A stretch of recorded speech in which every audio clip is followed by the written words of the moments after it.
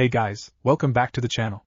This is a story about what if Godlike Naruto reincarnation of Inuyasha. Before I start, please support for more amazing content, and do consider subscribing to my channel and share this video with your friends. This is written by loneonyxwolf and link in description and support writer. Let's start the video. Information on Naruto being the reincarnation of Inuyasha. 1. I am basing Naruto's powers off of both Inuyasha and his Sesshomaru. For powers and abilities, since there isn't a whole lot on Inuyasha himself. Second, Naruto will have by default both Tasuga and Tasuga, seeing as both blades were originally Inuyasha to begin with.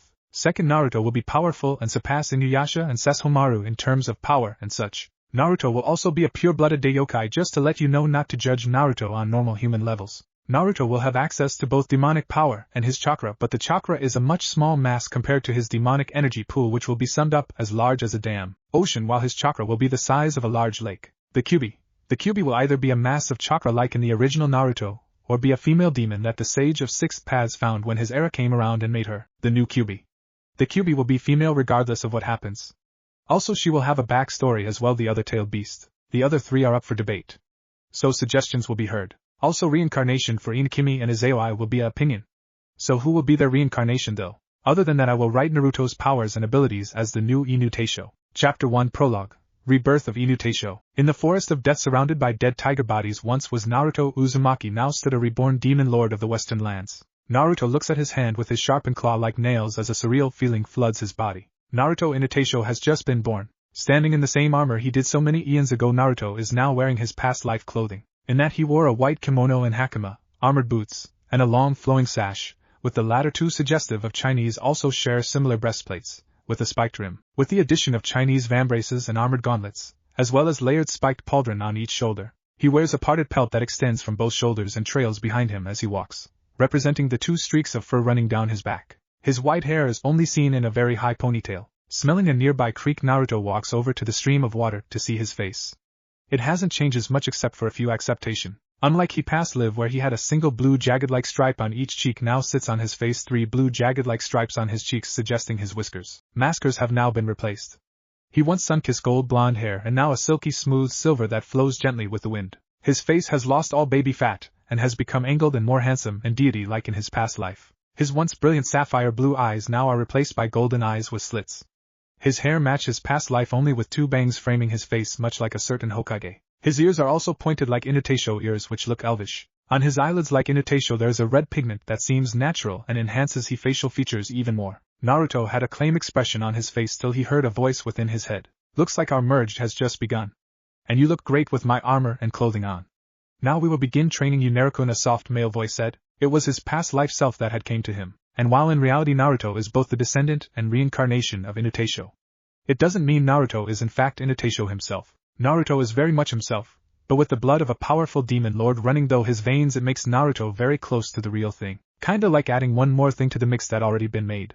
Naruto didn't show an outward sign exception a cool composed look, but inwardly he smirked and felt excitement. I agree, Aji-chan, Naruto said to his ancestor, whom smirked in his mind, not that Naruto can see. But let's start from the beginning, shall we? Somewhat of a flashback/short summary. A 6-year-old Naruto Uzumaki is being chased by 2 opposing forces, the tigers of the Forest of Death and some Chunin ninja in the trees. The ninja are there to make sure Naruto dies by being eaten. Naruto continues to run as fast as he can, but his little legs can only do so much. Spotting a hollowed-out tree, Naruto ducks inside, but not before gaining a massive claw mark on his back, leaving him heavily bleeding. The force of the clawed attack is strong enough to launch Naruto forward into the hollowed tree, knocking him out as he hits a Samurai rock with enough force to give him a skull fracture. As the heir to the Namikaze family and Uzumaki clan lays there bleeding out, the ground begins to crack at an unknown pressure. This pressure continued to increase at fighting levels and went beyond the power of the first 8 Biju, and shot past the Kyuubi itself power level. The air around Naruto shook violently, and the skies tuned dark as no moon or stars could be seen. Everything in the elemental nations, Makai, and Nirvana, heaven, got tried of the heaven world, so Nirvana is heaven now, damn it. Had a feeling something was returning, and this time it would be more powerful than when it was first around. The demons and devils of Makai felt dread. Nirvana felt like it should run and hide. The humans felt like something was descending into their plane, and whatever it was shall bring either destruction or life itself. The humans and beings near this great pressure either died from a lack of air, went unconscious, or just barely struggled to stay awake. I won't write out a full torture scene that happened to Naruto. 1. Being I like kids, and even the thought of writing such a scene makes me feel sick. 2. I don't want to really reveal what happened. So I just went over a quick summary over what happened to give you a general idea. I will come back to this point sometime later maybe. Inside Naruto's mind, a 6-year-old Naruto finds himself awoken in ankle-deep water, but to his childlike body it's more like knee-deep. Sitting up, Naruto looks around getting his bearing. He is bleeding, he has pain across his back, and he feels lightheaded. A sewer? How did I end up in a sewer? Naruto asked himself in a confused fashion. He is pretty sure he was running from those big animals till one slashed at his back with enough force to throw him into that hollow tree he hidden in many times during the annual fox hunt. It seems it's finally time. A calm yet gentle male voice sounded. Yet in a way it sounded primal and dangerous. Turning around, Naruto was faced with the strangest man he had ever seen. Naruto has seen many strange people, from those people with red eyes till those people that looked blind. But the man in front of him is odd because of his clothing. He wore a white kimono and hakama, armored boots, and a long flowing sash, with the latter two suggestive of Chinese. Also share similar breastplates, with a spiked rim, with the addition of Chinese vambraces and armored gauntlets, as well as layered spiked pauldron on each shoulder. He wears a parted pelt that extends from both shoulders and trails behind him as he walks, representing the two streaks of fur running down his back. His white hair is only seen in a very high ponytail. His face is angled and had one jagged-like stripe on his face like Naruto has his whiskers. His eyes are a golden slit, his hair a silver-white color, and he looks around his mid-20s to early 30s. He also had what looked like some kinda eye red shade enhancing his looks. Look up a picture of Inuyasha. Who are you? Naruto asked fearfully. I am Inuyasha, former ruler of the Western Lands, a demon lord, and most importantly of all, your grandfather. Inuyasha smiled warmly at his grandchild. Give or take a many generations that have passed since his children have come and gone from the human world. So I am a demon then? Naruto asked in shock and a slight sorrowful tone in his young voice. Maybe the villagers were right. Maybe he was a demon. Well, yes and no. You and I are the same, yet we are different. You and I share blood ties, and we are both the yokai, great demon, you being the last pure blood of our family. And before you ask, a yokai is a great demon far above the normal class of demon. We can choose to be evil or not if that is what you're worried about. Also, you being my reincarnation and my descendant will allow you to wield our family's fangs, swords, Inuyasha said as the little child looked at his Aji-chan with a confused, yet odd look, at it, not believing him. Let me explain everything and you will understand. Okay? Inuyasha said with a calm, cool gaze. Naruto just nodded dumbly. Now I shall tell you what a yokai is. In simple terms, without the demonic ranking system, a yokai is a very powerful type of demon that is much stronger and smarter than the common yokai. Most yokai have long lifespans, possibly even longer than those of normal yokai. They tend to remain calm in battle even if the situation is dire or their life is threatened. The yokai vary in shape and size, just like normal yokai. Inuyasha stopped to see if Naruto is following, which the poor child is to the best of his ability. So I am one of these. The DUI Naruto is interrupted before his young childlike mind can pronounce the word correctly. Yokai Naruto-kun, and yes you are. You might as well be the last of the great demons. I suspect humans and demons have either fully merged, or all demons are in Makai. Inuyasha says in a thinking tone. Though theories about this world his newer self will live in will have to wait. Inuyasha looks at Naruto, who the 6-year-old boy is still confused. Sighing, Inuyasha knows this is going to be a long night, but at least the fusion between him and Naruto is already taking place. So to pass the time, Inuyasha summoned a couch and sat down with Naruto slowly joining him. Inuyasha is with his descendant now, so all he needs to do is hurry up and explain everything. But the fusion is already happening, so he would have to establish a mental link to help Naruto with both his learning process and his training, which for Inuyasha power and strength it will take time. Also, purging any human blood in his reincarnation will take the least amount of time. To be honest, his power would just destroy Naruto if this process doesn't take time. Maybe one of his two sons it could happen right away, but Inuyasha is different. He never reached his full power before he was fatally wounded facing another yokai. Inuyasha power and energy is just on a completely different level than any yokai coming before him. And it showed when he ruled the Western Lands, and it is showing though Naruto, whom has a vast amount of his own power already. Naruto-kun, take my hand, Inuyasha says calmly in his primal yet calm voice as he extended his clawed hand out to the young child that is the last of his blood. Naruto looks at the male in front of him with a nervous expression, but complies with a shaking hand. Naruto and Inuyasha hold hands, but for Naruto he was having flashbacks of Inuyasha life, memories, powers and skill all flooding into his young mind. Flashback Kai. Present time. Tell me, Aji-chan, why will the fusion take so long? Naruto asked his grandfather other than the Hokage. Naruto was grateful to his ancestor/past life for coming in his time of need, but there are still a lot of answers that he wanted answered. Yes, you see, Naruto-kun, this fusion delay is me merging with you. During this time I will teach you my abilities, techniques, powers, and such as time goes on. And if I am right, we have 6 to 8 years before we are completely merged, as the process will take time. And most likely you will have my memories and skills. And seeing as I died before my prime, I would say you could grow stronger than me and my sons. Inuyasha said in a composed answer as he thought of what to teach Naruto first. Inuyasha was also slightly happy he had the prospect of teaching Naruto like he wanted to teach Inuyasha and Sesshomaru how to rule the lands when he was ready to retire. He loved his sons dearly, and was saddened when he perished in those flames after he saved his lover Izayoi. He misses her. Even after he died he wasn't reunited with his lovers Inkimi and Izayoi. He was sure those two would have been close like sisters if given the chance to talk and get to know one another. But Inkimi was incredibly indifferent to humans, and only saw them as a source of food, where Inuyasha himself saw humans as much more than just food. He fell in love with a princess, so that should show how much he feels about certain humans. I will work hard to surpass all three of you, Aji-chan. Naruto chimed mentally with a small smirk. Inuyasha smiles at this. Naruto is a mixture of his youngest son, his oldest son, and himself. Whether this is a blessing or a curse he did not know, but it felt nice being able to raise someone like Naruto, whom will feel like a third child he never had. He was only able to raise one of his sons, albeit at a distance, since he was always busy defending his land, which would most likely explain why his oldest Sesshomaru was cold, like his mother. Then again he mated with the woman because she was the only one he felt a connection to. He loves Inkimi and Izayoi, and he hopes Naruto finds someone like those two, seeing as those are the only type of women that held him down. He oddly wonders if they will be reborn like him. It would be an interesting time for Naruto getting together with his past two wives, but then again Naruto will have the right to choose whom he belongs to. A mate or a lover will come his way and he will love them enough to risk his life for them. No, Naruto won't be like Inuyasha or Sesshomaru. He is his own person after all. He has the right to make his own choices and it's his life. Be as it may, Naruto may be his reincarnation, but that doesn't mean Naruto has to live like Inuyasha once did. Honestly, Inuyasha wanted nothing but the best for Naruto, and him being his blood proves it. Hi, I know you will, Naruto-kun. But for now I want you to transform back into your child form from before the merge started and get some rest. Then I want you to go talk to this Hokage, as you call him. After that I will give you lessons on controlling Yuki and chakra, which both pools are very massive. Inuyasha talked. Okay, how do I transform back, Aji-chan? Naruto asked with a slightly raised eyebrow. Focus on what you looked like before. I may not be a kitsune, but I did practice in illusion techniques before along transformation techniques. It should be similar to that, Inuyasha said. Naruto nodded only once and closed his eyes.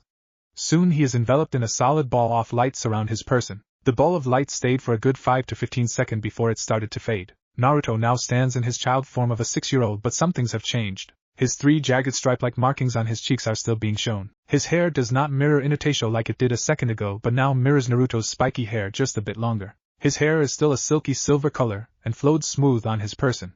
His eyes are still a shining golden color with slits for a pupil. His ears are still pointed but a smaller size than his adult self. He is wearing a white shirt with black ninja shorts and black ninja sandals. Other than that, he looked like his childhood self. Now, Naruto-kun, I want you to go rest up, and tomorrow we will begin our training after speaking to the old man, as you call him. Inuyasha said a little cheerfully with a cruel smirk marrying his face. Not that Naruto can see, but the young yokai did have a cold chill go down his spine. Let it be known Inuyasha was a man who trained himself to the point of passing out. While other demons, including his former mate, thought it was dumb, it proved to him nothing beats hard work along with blood, sweat, and minor injuries. If Naruto wanted to be strong and protect these precious people, as he called them, he better be ready for training that even made most demons and Demon Lord cringe. Inuyasha will raise and guide Naruto like he wished he did with his 2 sons, but this time around Naruto has greater potential than either of his 2 sons, since Inuyasha himself had no limits to his powers or skills. One reason why he became a Demon Lord was he mastered many arts before he built up his empire. Mastering many demon arts and weapons had made him a master at any fighting. It was also why he was able to beat, or even outmatch some of the other yokai, because he had a great mind and great power. He used these 2 aspects to his advantage. Not even his former friends knew of his true strength. If he went all out on Rokutsusei, then anything near a 1,000-mile radius would have been destroyed and they both would be dead. But even his great power, he could only seal Rokutsusei powers away, thus leaving him fatally wounded. He would have been alive for his son Inuyasha if the leader of the Ryu clan had killed Rokutsusei himself, but the bastard was too lazy and didn't really care. He wondered if his sons figured out they were engaged to the 2 princesses of the demon Ryu tribe. Oh wait, no, the Ryu clan went into hiding. Traitors. Inuyasha looked at a darkened hall that leads to the Kyuubi cage, whom is locked within Naruto's soul and body. Inuyasha wanted to snort. That is no real Kyuubi. It may be the fragment of a primordial god, but its power has been split in half and weakened greatly.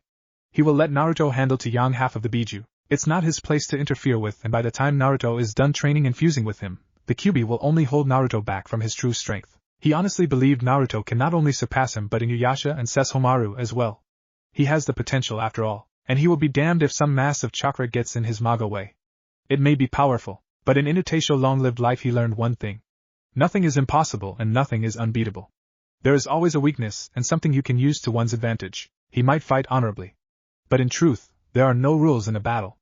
It's either kill or be killed, and even gods can fall if fought correctly. While Inuyasha thought of a training regime, Naruto himself walked out of the forest of death gracefully with a calm, cool composure, getting used to his new enhanced senses that are now beyond human level. He could see so much clearer, hear so much better, his sense of smell is top-notch, and no doubt it's easier to pick up those hidden Umbu ninja. Also with his new features no doubt will attract attention, but he only had interest in strong women like Inkimi and Izaoi. Naruto soon got home and felt somewhat disgusted living in such conditions. Inuyasha had only to agree. While not stuck-up noble demon or like any other demons or even human rulers, Inuyasha had class and wouldn't settle for anything less than he deserved. As Inuyasha's anger reached new heights, Naruto only sighed. "I'd rather sleep outside than in this dump," Naruto said honestly.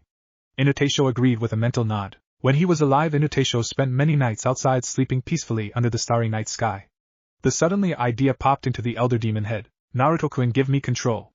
"I have an idea, Inuyasha," which only Naruto blinked before nodding. Closing his eyes, Naruto drifted off as his grandfather took control of his body and went to work on who knows what. Inuyasha smirked as many villagers felt a very cold chill go down their spine for an odd reason. That morning, golden slits flutter open to a new room, one the new young demon lord doesn't recognize. Sitting up in his 6-year-old form, still wearing his clothing he turned to last night, Naruto looks around his new room. There is a nice wooden desk with scrolls and some books. Not only that, the bed was very soft, and well-knit blankets, and a soft blue color scheme around the room. There is also the common swirl on a cloth much like that Lady Mikoto had. Naruto only got up and looked around his room. It was no doubt a master bedroom complete with a bathroom not too far from his, a desk for studying, over not too far from him is a katana blade, no doubt a normal sword, not one of the fangs he wielded in his previous life. But Naruto had a small smile as he knew that sword is only temporary, which suited him just fine. Walking over to the sword, Naruto noticed is slightly longer than any normal katana. It had a black cloth, dyed red ray skin, a wooden frame to form the rest of the handle. The guard is a small circle shape and etched into the metal is a swirl design.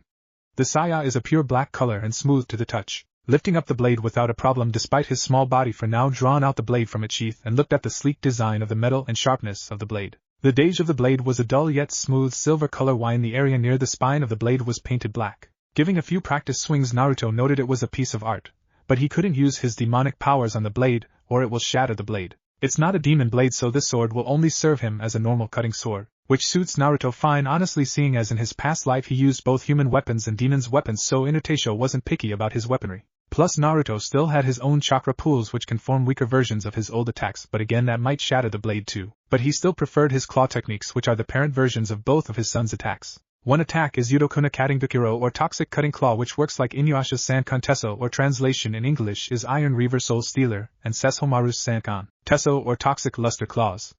Inuyasha doubts his sons know this, but they took his two claw techniques and split them in half, only using one aspect of his close-range claw technique. While both claw techniques are useful, Inuyasha made several other techniques that he doubts anyone knows.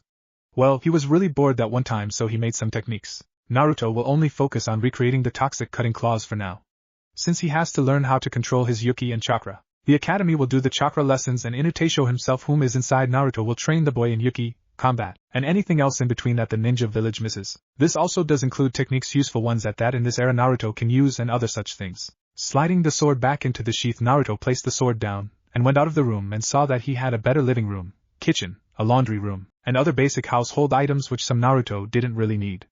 As a Daiokai, Naruto does not need food. While he can eat food, it will do nothing for him since Inuyasha never eaten anything in his previous life. Well, he did have the occasional beef or ham, but again that was just to pass the time to keep boredom away when he couldn't see Inkimi or Izaoi. Only thing Naruto can think is, okay Aji-chan, what did you do last night? He asked the embodiment of his grandfather. Oh, I moved you to the better part of the village where these Umbu and Jounin ninja live. You live right next to two females, by the way. I was able to get us a room on the 3rd floor. The owner or landlord will let you live here from now on without troubles. Quite a nice old lady too. She knew it was you as soon as she saw you, even with your changes. The sword and designs of the place are unknown to me, but I have a hunch that it deals with your former last name, Uzumaki, Inuyasha said to his grandson. Naruto only blinked and had a cool, composed face as he slow took in the information. Then a question popped into his head. Wait, former last name? Naruto asked. Naruto Inuyasha is your new name. That is if you want it to be. I thought it was a nice gesture since I will be in here for so long, and I want you to carry on my name as well since either of my previous sons never did, Inuyasha explained. And it was true, Inuyasha took the last name of the human girl he married, and his oldest son only ever used his first name even when he was married. It was a few wishes Inuyasha had, but it was never granted. And sign, all his clan is dead. Naruto is the sole surviving clan member, as such should at least have a clan name. Naruto smirked at his new name. Naruto Inuyasha sounds good to me, Aji-chan. Naruto Uzumaki Inuyasha might be a bit long though, the new Yokai thought. He liked the name, and while he doesn't mind be going by the former or latter, it might be a headache trying to use both names as a last name. He would also be honoring his grandfather by carrying his name.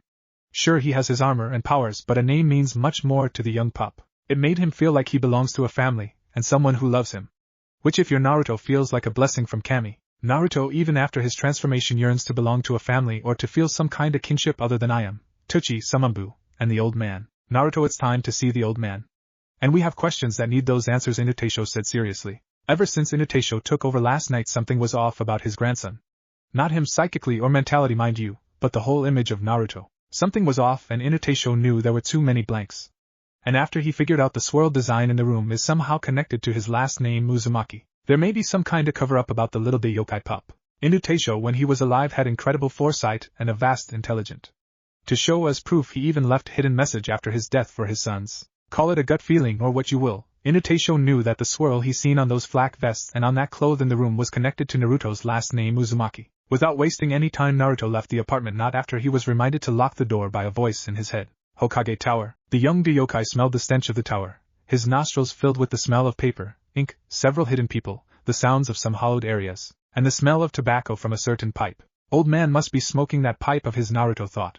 Inuyasha remained silent as he watched his grandson walk over to the front desk where a brunette sat. The brunette lady is new though. The woman sitting at the desk is in a way very beautiful in her own way. She has wavy brown hair, a heart-shaped face that is angled which has no trace of baby fat.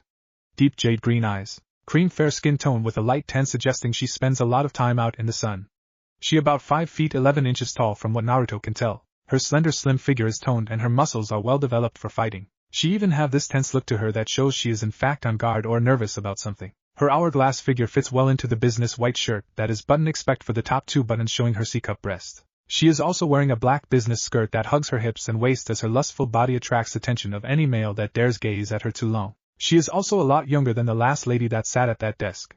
Which is weird cause Naruto hasn't seen that old lady in a while. Naruto blinked at twice for 2 reasons. One, there is a sweet honey smell in the air, and second is he finds this woman very attractive even at this young of an age. Later Inuyasha told Naruto. He really doesn't want to go over with Naruto the sweet honey smell as he knew that the woman at the desk is turned on by something. And Naruto already is hitting what known as maturity where a male yokai or yokai reach the age that one can mate or have pups. Seeing Naruto as the last yokai as of right now and Inu one at that is a reason he hit it so early. He does not want to see his grandson have his way with women. He even covered up the memories of his times with Inukimi and Izaioi because those moments are more private. Inuyasha also knows his eldest son didn't know about sex till the girl known as Kagome had to explain to both of his sons. It was really embarrassing for them both and amusing to Inuyasha. He may have been a spirit or soul during those times, but it doesn't mean he cheered and prayed for his son's safety. He cared for them more than they would think. Even back then Inuyasha wasn't a stuck-up noble like some people. He cared and loved his family, but he was a yokai, so trying to show you're someone you love that you indeed do love them, while you're a demon lord yourself is quite hard. Naruto however nodding and approached the sweet-smelling woman ignoring the smell she was releasing. Excuse me, I need to see Hokage Gigi, Naruto spoke in a calm cool tone. True, while Naruto would have just brushed past the lady in the first place, he was doing this to see if the old man had anyone important in like a clan head or something. This is also part of Inuyasha merging with him. Seeing as the great demon was humble and polite to anyone except his enemies whom he fought fearlessly and brutally to the death. And while not as cold personality-wise as his firstborn son, Inuyasha had an aura about him that said he was a more collected and calm individual. While he did have compassion for both humans and demons, he was not afraid to kill either to keep peace within his lands. He did not discriminate. If you caused enough problems, or broke the laws he has set, he would punish you and do so swiftly and quickly. The lady at the desk looks up to see a boy no more than 6 with silver spiky hair, golden eyes with slits for a pupil. She shivered at the golden eyes as if they are looking into her soul. She only remembers one person having those kinda eyes and he became the leaf biggest traitor. Who are you and do you have appointment with Hokage-sama? She asks with a bit or nervousness in her voice.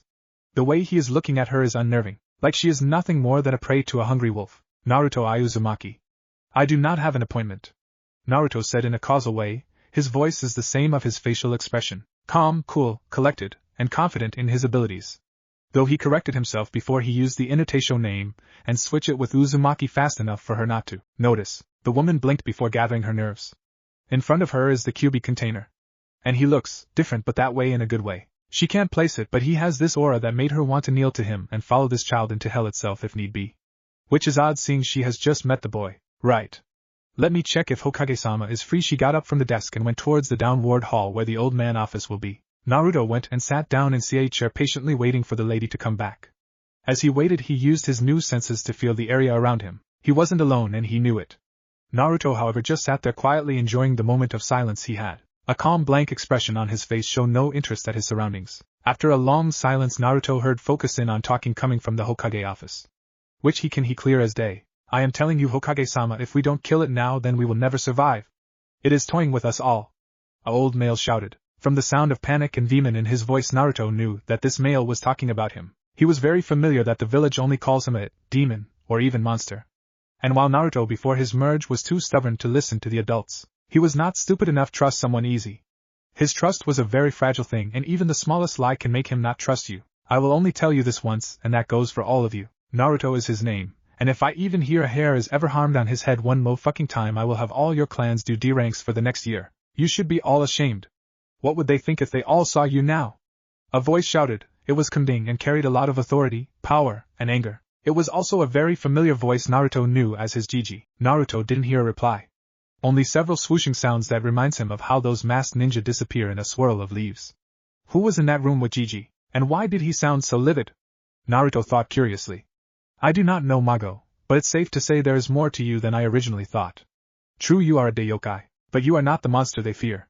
Remember, you control your actions, and as such you must deal with the negative and positive that your actions bring. So far you have done nothing wrong to warrant such a negative outcome. Let's wait and watch.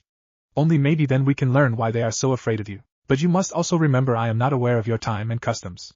So I will not have all the answer, but I can provide advice till our merging is complete. Inuyasha spoke calmly yet wistfully, though their mental connection. Naruto smiled mentally at his grandfather. Chapter 2. Life loves to throw in curveballs. Naruto Inuyasha is now doing nothing. He is really just laying in bed bored out of his fucking mind. It's 1:48 a.m. in the morning, and with nothing to do the young Daiokai laid in a peaceful silence. He just woken up an hour ago alone in his apartment, which is surreal for the young Daiokai. While his past life has very few memories of sleeping, he does in fact need sleep to edge boredom away and heal any serious wounds he might get in the future, which was another reason why he would sleep. Sitting up, Naruto sat in a meditative position and started to form pure balls of Yuki and chakra and let them float around him freely. This exercise is for his Yuki control to improve his control over his demonic power. It's very basic but very difficult to do if you have a large amount. The trick is to only make one ball of Yuki and keep it floating around you for an hour. Naruto added chakra in to help his chakra manipulation to form various shapes. This didn't include other chakra exercises. His chakra was much easier to control than his Yuki. Thus proved he was able to use it far more often than his Yuki, while you can compare his chakra is like a maelstrom. His Yuki is more like a F5 or F6 storm or worse. Literally his Yuki feels like a force of nature, and one only hope it to pray it doesn't crush you. But since Naruto had such a large pool of Yuki, he had a hard time controlling a set amount before he got tired of trying to do the exercise. But again Naruto didn't give up. He made it a goal to surpass Inuyasha of old. So for a solid year Naruto trained himself while he was in the Shinobi Academy. This will continue to happen until he graduates from the said school, which is mostly like a normal civilian school. For his hand-to-hand, Naruto focused on two styles of fighting, both being his past life mastered and used very often in fights with weaker demons. While it many seems stupid for a Daiokai to learn such arts, but again Inuyasha really didn't give a damn what others thought about such uses. One of the styles Naruto and his past life did agree on was the way of Inshin Kaiken. Inshin Kaiken is a martial art that utilizes the Sabaki method, which seeks to turn an attacker's power against him or her. This style of fighting relies on kicks, punches, sweeps, throws, and etc. While this style is one that can grow and build upon itself, allowing it to evolve into a more dangerous fighting style.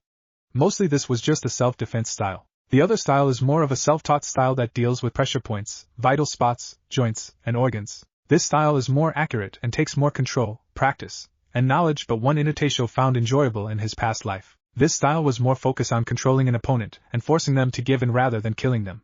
But again this style could also easily kill just as tame. While it may be dumb or sounds stupid for a demon to master a hand-to-hand fighting style, shockingly there are large amounts of demons who learn how to increase their strength with Yuki. In fact, it was quite normal for some demons to use their fist or claws depending on the type of yokai they are. Naruto, being a Inu yokai, will use his claws more, but Inuyasha in his past life saw no harm in learning a fighting style or two. He wasn't going to limit himself like Inukimi, whom was conformable with magic or something akin to it.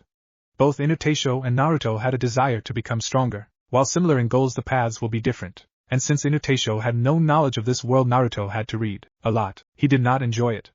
But it will help later down the road. For his Yuki training, Naruto focused on recreating his past life Yudoku no Katengukiro, and his Kurimuzan Yudoku Hoipu, Crimson Toxic Whip. These two techniques would be enough, but if Naruto wanted to pull off more demonic techniques, he would have to get better control over his Yuki in order to do so. And right now Naruto did now have enough control to turn into his Inu yokai form, or his true form like he did in the past. But that problem will be settled over time. But honestly, his true form may be a bit different this time around. While that is a guess, he wasn't in a hurry to find out. For chakra control, Naruto had to read in the library to learn that he can tree walk and water walk, which made Naruto groan at more control exercises to do, but he knew control over his power is important. And since he had a full 5 more years to learn how to do it, Naruto was in no rush to get it done. While the tree walking took him little over a week, his water walking took little over 2 months. During this time Naruto practiced with the sword he has had with him using chakra instead of Yuki. His Yuki would shatter the sword into 1,000,000 pieces. So he focused on creating a chakra technique that allows him to send a wave of destructive chakra towards his enemies at frightening speeds. He dubbed it Crescent Wave. Not really special, but it would work for the time being. Honestly, it was a theory, and he had no idea if it could work. But it did, so Naruto worked on it, trying to improve the flaws he saw, but with little effort. He wasn't certain, but maybe the metals in the sword weren't made to conduct chakra like a demonic blade could conduct Yuki. Regardless, it is not a complete technique. He was able to destroying anything within a certain range, but that is it. While Crescent Wave was a good technique, it was flawed and needs some working on. Maybe more practice on his control and shaping the crescent will work, but again it might only help a little. Naruto also read that shinobi have elemental affinities, which he learned also in the library.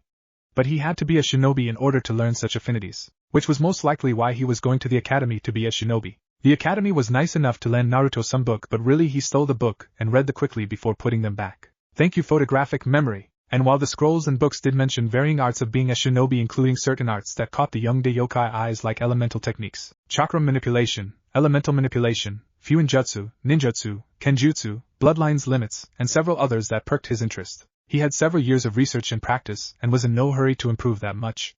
He was confident in his strength, as of right now, while he will improve better than the child of the village at far faster pace. He is not going to train like a madman. He was at least going to enjoy this little life he has now. No need to rush everything. Making the balls of Yuki and chakra disappear, Naruto raised his head and took a whiff of the air. It was a familiar smell Naruto knew well whenever those jounin or umbu came back on a mission. The comeback smelling of blood, and depending on what mission they got in, sometimes it's their own blood throw into the mix. Blood, and lots of it. It's coming from that Uchiha district, Naruto thought with a curious gaze out into the district that is the Uchiha compound. After debating, Naruto shrugged it off. He knew the beautiful woman Mikoto was out on a mission. She was sent yesterday. She wouldn't be back until 3 days from now. So that left the ass closet emo of a son Itachi, that kiss up Sasuke, and the weak-ass head Fugaku, which while cruel it may be, Naruto had no care for those 3. If they could not see the pain Mikoto carried, then they are of no concern to him. He only cared for her and a few others, while everyone else he is indifferent with.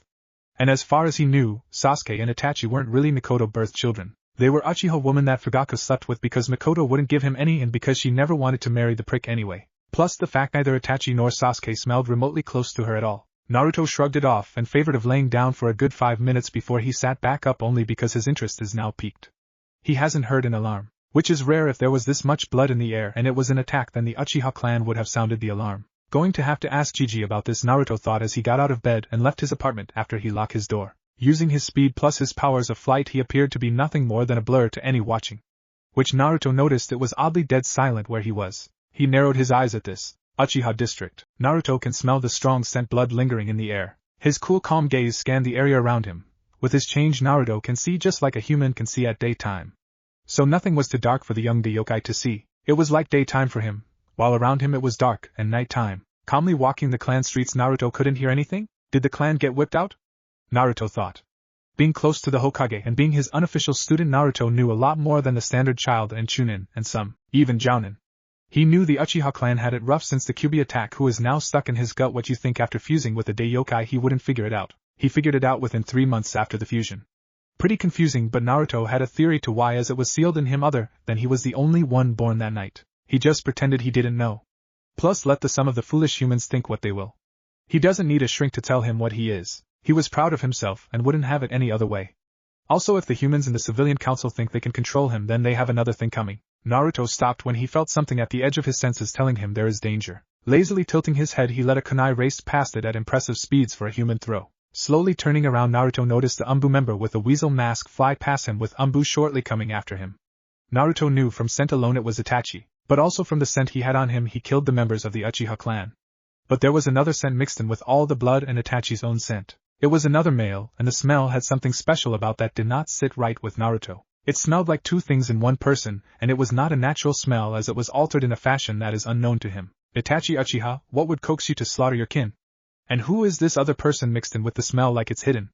Naruto thought. Naruto knew from the old man that Itachi valued the village as a whole more so than his family. Something had caused the massacre of the Uchiha clan, and he was sure Itachi played a big role in this. He shrugged his shoulders and went back home uninterested since Itachi was fleeing and there were Umbu quickly closing off all exists. He will find out what happened later seeing as the deed is already done.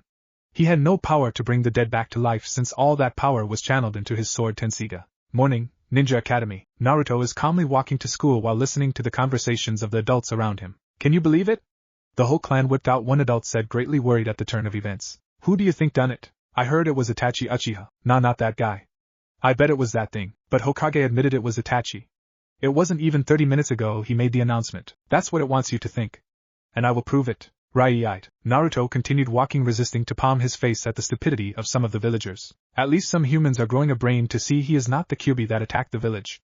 While it may be few, they were starting to see the error of their ways. Some even came to him very late at night and apologized to him, which surprised him a little. Hey Naruto! A loud voice called out. Naruto turned around to see one of his few friends, Kiba Inuzuka. Kiba was a wild-looking child, with two fawn-like red marking on his cheeks, shaggy dark brown hair, eyes that look sorta like slits, a fair dark skin tan and complexion. He is slightly shorter than Naruto. He is wearing a brown shirt and black shorts with dark blue shinobi sandals. The young Inuzuka hair smiled brightly at his best friend. Kiba slugged his arm around Naruto's neck, giving Naruto a shoulder hug. Kiba-san. Naruto nodded to him simply with a small smile gracing his face, not minding Kiba hanging on him. It felt good to have friends again, and Naruto was happy Kiba is a loyal friend. Besides, Kiba knows when to be playful and to be serious around him. His friendship is something Naruto valued as the past Inuyasha valued friendship just as much. Hey Naruto, how are you? Kiba asked his friend, smiling brightly. Letting go of the bro hug he liked to call it, and stood next to the silver-headed yokai. I am well, though I woke up to the smell of blood last night. Have you heard? Naruto asked with the same calm usual expression he always wore. Kiba nodded solemnly. Yeah, I did. My Ka-san is at an emergency meeting about the whole Uchiha clan being killed out by one guy. I don't know much, but I do know there were 3 survivors. Those being the prick, Mia, and her mother, Kiba says, looking a little down. No doubt thinking if he lost his family or pack he might just lose his mind. Kiba looked at Naruto when he felt a hand lay on his shoulder. Be strong, Kiba. No doubt when we become shinobi we might lose some friends. But I think we will fall if we don't stand together. As for the prick, let him be. He is going to be more antisocial now, and without a doubt be driven insane if he earlier mental state has anything to say about it. Mia and her mother are strong, but let's go to them and tell them they aren't alone. But first we have to go to school, Naruto said in slightly defeat as he mentioned school, though his face was still in an indifferent state like always. It was no secret that Naruto was vastly gifted and could if he wanted to graduate early. Problem is no one knew where this came from, not even the Hokage, as he checked Naruto's blood report, and it showed that some kinda Kekii Genkai woken up from a long slumber. They have no idea why his DNA structure changed and how this happened, but Naruto became something vastly stronger than any human. His strength seems to be so great that he can lift over 15 tons and move fast enough to leave after images of himself. And new abilities seem to develop as time passes. Since then Naruto has been watched closely by many, but none more so than the Inuzuka clan, which tried to adopt him many times, as many of Naruto's traits are close to a dog or wolf senses, but they don't need to know about the Daiokai part yet. But again, it was no secret that Naruto found the academy boring as all hell.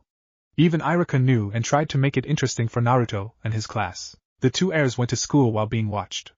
Naruto was aware of the spying guests as he could smell and hear them very clearly, while Kiba had no clue. So you smelled the blood last night that was spilled? Kiba asked, interested in his friend's sense of smell. Though the topic might be odd for 2 young children to be talking, the 2 boys, they were talking about Naruto's abilities. Naruto nods. Yes, I normally smell it on those Umbu of Jounin that come back from the village. Though it's faint, the smell of blood lingers on them, Naruto said truthfully. To this Kiba whistled, impressed. Man, that must be some powerful sense of smell. I slept like a rock, Kiba says, was always interested in Naruto's abilities since they have both met. Kiba wanted to test the limits of Naruto's senses, but so far there was no end in sight. He knows Naruto is better with the sense of smell and hearing than eyesight, which Kiba even questions why do most people depend on it more when the nose and ears are so much better. But then again, even then one's senses can be used against them. Naruto, however, had complete trust in his abilities. How is training going for you, Kiba? Slow. Mom is busy with clan stuff and my sis is just being a vet at the family clinic for animals. So that leaves me and Akamaru to train. So far I can do 50 push-ups without a problem and 8 laps around the compound. But that's all I can do without trying to catch my breath, Kiba said with a shrug. Naruto smirked at Kiba, which the male Inuzuka saw, and his eye twitched. Don't tell me you can do double. More like triple, Naruto said, a little smugly, enjoying the look of envy on his friend's face. How in the 9 levels of hell do you have so much stamina? Kiba asked, annoyed tone of voice. Seriously, not only was Naruto vastly smarter than Sakura, but he was stronger, faster, and even has sparring matches with some jounin whom he had caught their eye. Not to mention he can do those 2 jutsu that no one else can recreate, let alone to mention his chakra reserves are over the fucking charts. Simple. Naruto had a small smirk. I'm awesome like that. Kiba rolled his eyes and went into the building with Naruto. Naruto ignoring all the screaming fangirls he has somehow, and Kiba complaining how they sounded like Sakura, whom both think is some kind of forgotten race of Banshee. Well, Naruto thinks the Haruno family might be related to the Banshee demon tribe, seeing as those guys were the most vocal about how demons were vastly superior to humans still. Inuyasha wiped all but a few out for trying to attack his AOI. Kiba off to the side thinks nothing but how annoying and loud they are. Classroom 203. Naruto is now reading a book on chakra control and chakra manipulation for advanced level that he borrowed while trying to balance a kunai on his palm. The kunai is nothing more than a rubber practice one that the school provides to train the genin hopeful. Naruto overheard some jounin talk about this chakra control exercises while he was in the Hokage office one day playing with the old man in shogi. Apparently there is kunai balancing, senbon balancing, and finally shuriken balancing plus spinning. Those last 3 are the hardest, as there are 2 versions for each weapon balancing. 1. Being able to balance the blade or tip of the weapon just above the palm of your hand while only using your chakra to keep it steady. 2. The second version involves you sitting on the said weapon while channeling your chakra to keep you afloat in the air. The second version is 30 times harder than the first, and if you fuck up you're going to have an awkward doctor's visit. But the thing is that no one uses them, as they are too dangerous to even try without the risk of hurting yourself. And if one could see Naruto now, you would know he was training to edge away bored before classes starts. As a reborn Inuyasha, he had to understand the shinobi world better than the old one, which isn't that much different unless you count humans have a supernatural energy. Hardly any yokai around, and to top it all off, these Kage warriors could give a high-class yokai a hard time. While that is an interesting thought, Naruto knew that very few humans could match a day yokai. Though it happened before, he doubts such strength will come easy. Right now, if Naruto was honest with himself, the Kage Umbu and Jounin will provide a challenge and may have enough strength to kill him. But that gap is closing. Not quickly or rapidly, but it is closing. He could already control 17% of his Yuki, with it improving each day. He could control it better if it wasn't so damn vast, but hey, he wasn't going to complain. Naruto also took in habit of training his chakra control to the ground, finding as much information on it as he could. While he was studying chakra and building up his control, he has practiced his kata for both kenjutsu and taijutsu. Besides school and playing shogi with the old man, Naruto has nothing to do but train. Plus, since he has a larger reserve of Yuki than in his past life, it will take time not to only build his strength back up but also grow even stronger. And he had what? 5 more years before the graduating exams take place. So Naruto had plenty of time to train like a madman. Mago, are you finished with that scroll yet? Naruto heard a old yet young wise voice spoke. Over the year, Inuyasha has taught Naruto many things, from Yuki control, politics, battle tactics, and even how to flawlessly kill someone painlessly. While annoying, it was useful. Naruto now had a decent amount of money coming in every month to pay his bills and buy better scrolls or books. Other thing that civilians wouldn't let him have, he would simply borrow. Also, over the year, both of them took an interest at jutsu, picking which ones were useful and which ones weren't. Besides, if he needed an attack that could destroy the landscape, Naruto could just unleash his Yuki in one of his close-range attacks. I am reading on how to control my chakra more easily. It would be easier if I knew my element, that way I could let the energy flow a certain way to maximize its potential, Naruto mentally replied to his Gigi. Feels like wind, water, a mix of those two, along with earth and a mixture of water and earth. Interesting, there is one more element, but I will let you learn what it is, Inuyasha replied. Another good thing of having a millennia-old demon in your head teaching you is that sometimes it helps if they are there to filter the information, such as element affinities and etc., but really the fusion will take time. Naruto already has the memories and powers. All he has to do is master them, or is it remaster? No, won't matter in a few years anyway. How could you possibly know that? Naruto thought back. I am old. Naruto being able to feel the elements is one of my many gifts. It's how I was able to create the wind scar technique with Tesseiga. Inuyasha spoke truthfully. Inuyasha's main element, while he was alive, was wind along with lightning and finally a small bit of earth. He also trained himself to master the other elements, including non-common ones that only certain types of yokai have, like ice or plants. Plants equals wood. It seems Naruto is able to blend elements together, which is a rare trait among any yokai race. It's a rare special power that few gain but hardly master, as they are often killed before their prime. Inuyasha had this rare trait as well, but he kept it secret since his power was more raw and wild, like a force of nature. It seems Naruto had shared his traits more than he originally thought. Speaking of which, have you been able to feel the two beautiful ladies? Naruto asked back. Inuyasha smiled at this because honestly during his training his two swords Tenseiga and Tesseiga took a sentient form. Tesseiga taking the form of an elf woman and Tenseiga taking the form of an angel or goddess with a divine or holy feel to her. Both of his fangs became sentient, and both became his closet friends. When Inuyasha himself saw both in his own mind where they could talk to him, they were the definition of perfection to him. Naruto would be no different seeing as he wants to find Tenseiga and Tesseiga. Yes, I think I have found Tenseiga. I believe she is in what is called Land of Waves, but that's all I know. Tesseiga is within the Land of Fire, which you can locate her if you focus. Inuyasha spoke. While he loved Naruto, he wouldn't spoil him. Naruto is still his own person and still young. Naruto may have all of Inuyasha's memories and powers, but Inuyasha told Naruto to only use them as a reference in case he needed wisdom, or knowledge that the world lives in now doesn't have any information. And he didn't spoon-feed Naruto either when it came to training and learning. Inuyasha knew he would disappear and by that time Naruto must be able to fend for himself without another person to guide him. This will also count with Tenseiga and Tesseiga. Inuyasha will put a simple barrier spell on both so he will have to unlock all of their abilities. Once the full powers of the blades are unlocked, Naruto should already have his own Fan sword, to prove he is in fact a Daiokai and Demon Lord or even Demon King. And it was not easy raising a growing Daiokai that had the energy of 10 hurricanes, give or take a few hundred hurricanes. I will look for it after I master Yudokuna Katengukiro. Maybe then I will travel out into the world to find the swords, then come back to the village, and become a shinobi then, Hokage. From there I will set a new goal by then, Naruto thought. He thought about his life goals. He would easily outlive everyone by a few millennia, give or take a few centuries. Maybe he should travel to other worlds? He doesn't know, but it might be interesting and it will be good to meet new people. That is a good idea. At least with Yudokuna Katengukiro or Kurimuzan Yudoka Hoipa you will be able to defend yourself rather easily if you come across what that one scroll called a rogue nin. Though to us the thought of betrayal is rare among demon kind unless you're related to the snake demon tribe. Very few of those demons were loyal. Inuyasha spoke sagely about betrayal about demon kind once before. It was rare because all demons or yokai took their oaths and loyalty very seriously. Marriage even more so. Inuyasha always told Naruto to be loyal unless he was betrayed by the ones he trusted, then he could rightfully leave them to their fate. And while the subject of betrayal is a sore subject for Inuyasha, Naruto understood that Izayoi was not the first human that the elder Daiokai fell for, but Izayoi was certainly the last as he died in that inferno after saving his lover. Naruto's attention was brought out when a familiar scent hit his nose. He looked up to see at the door frame a red puffy-eyed Miya. Miya Uchiha, unlike everyone in the Uchiha clan whom had a shade of black hair, she did not have black hair at all. Her hair was a silky dark purple, kissable pink lips, a heart-shaped face, perfectly angled face with a small cute nose, a light pale creamy skin tone, a slender figure and a decent-sized bust that is a large C-cup and a wide waist, giving her the appearance of an hourglass figure. For clothing she is wearing a black kimono with a dark purple sash. The arm length of the kimono is a bit longer than a standard one, leaving her arms hidden from view. The length of the kimono as a whole only stopped at her knees, showing her shins and footwear. Under the kimono is a fishnet armor shirt from what the Daiokai can see. For footwear she wore a black shinobi sandals with a bit of a heel to them. Shin guards applied on her shins to protect her legs from harm, or at least minimize the damage she could get. She looks like a good example that all Kunoichi should follow. If they would even try to, but the looks on her face caused a bit of concern among some.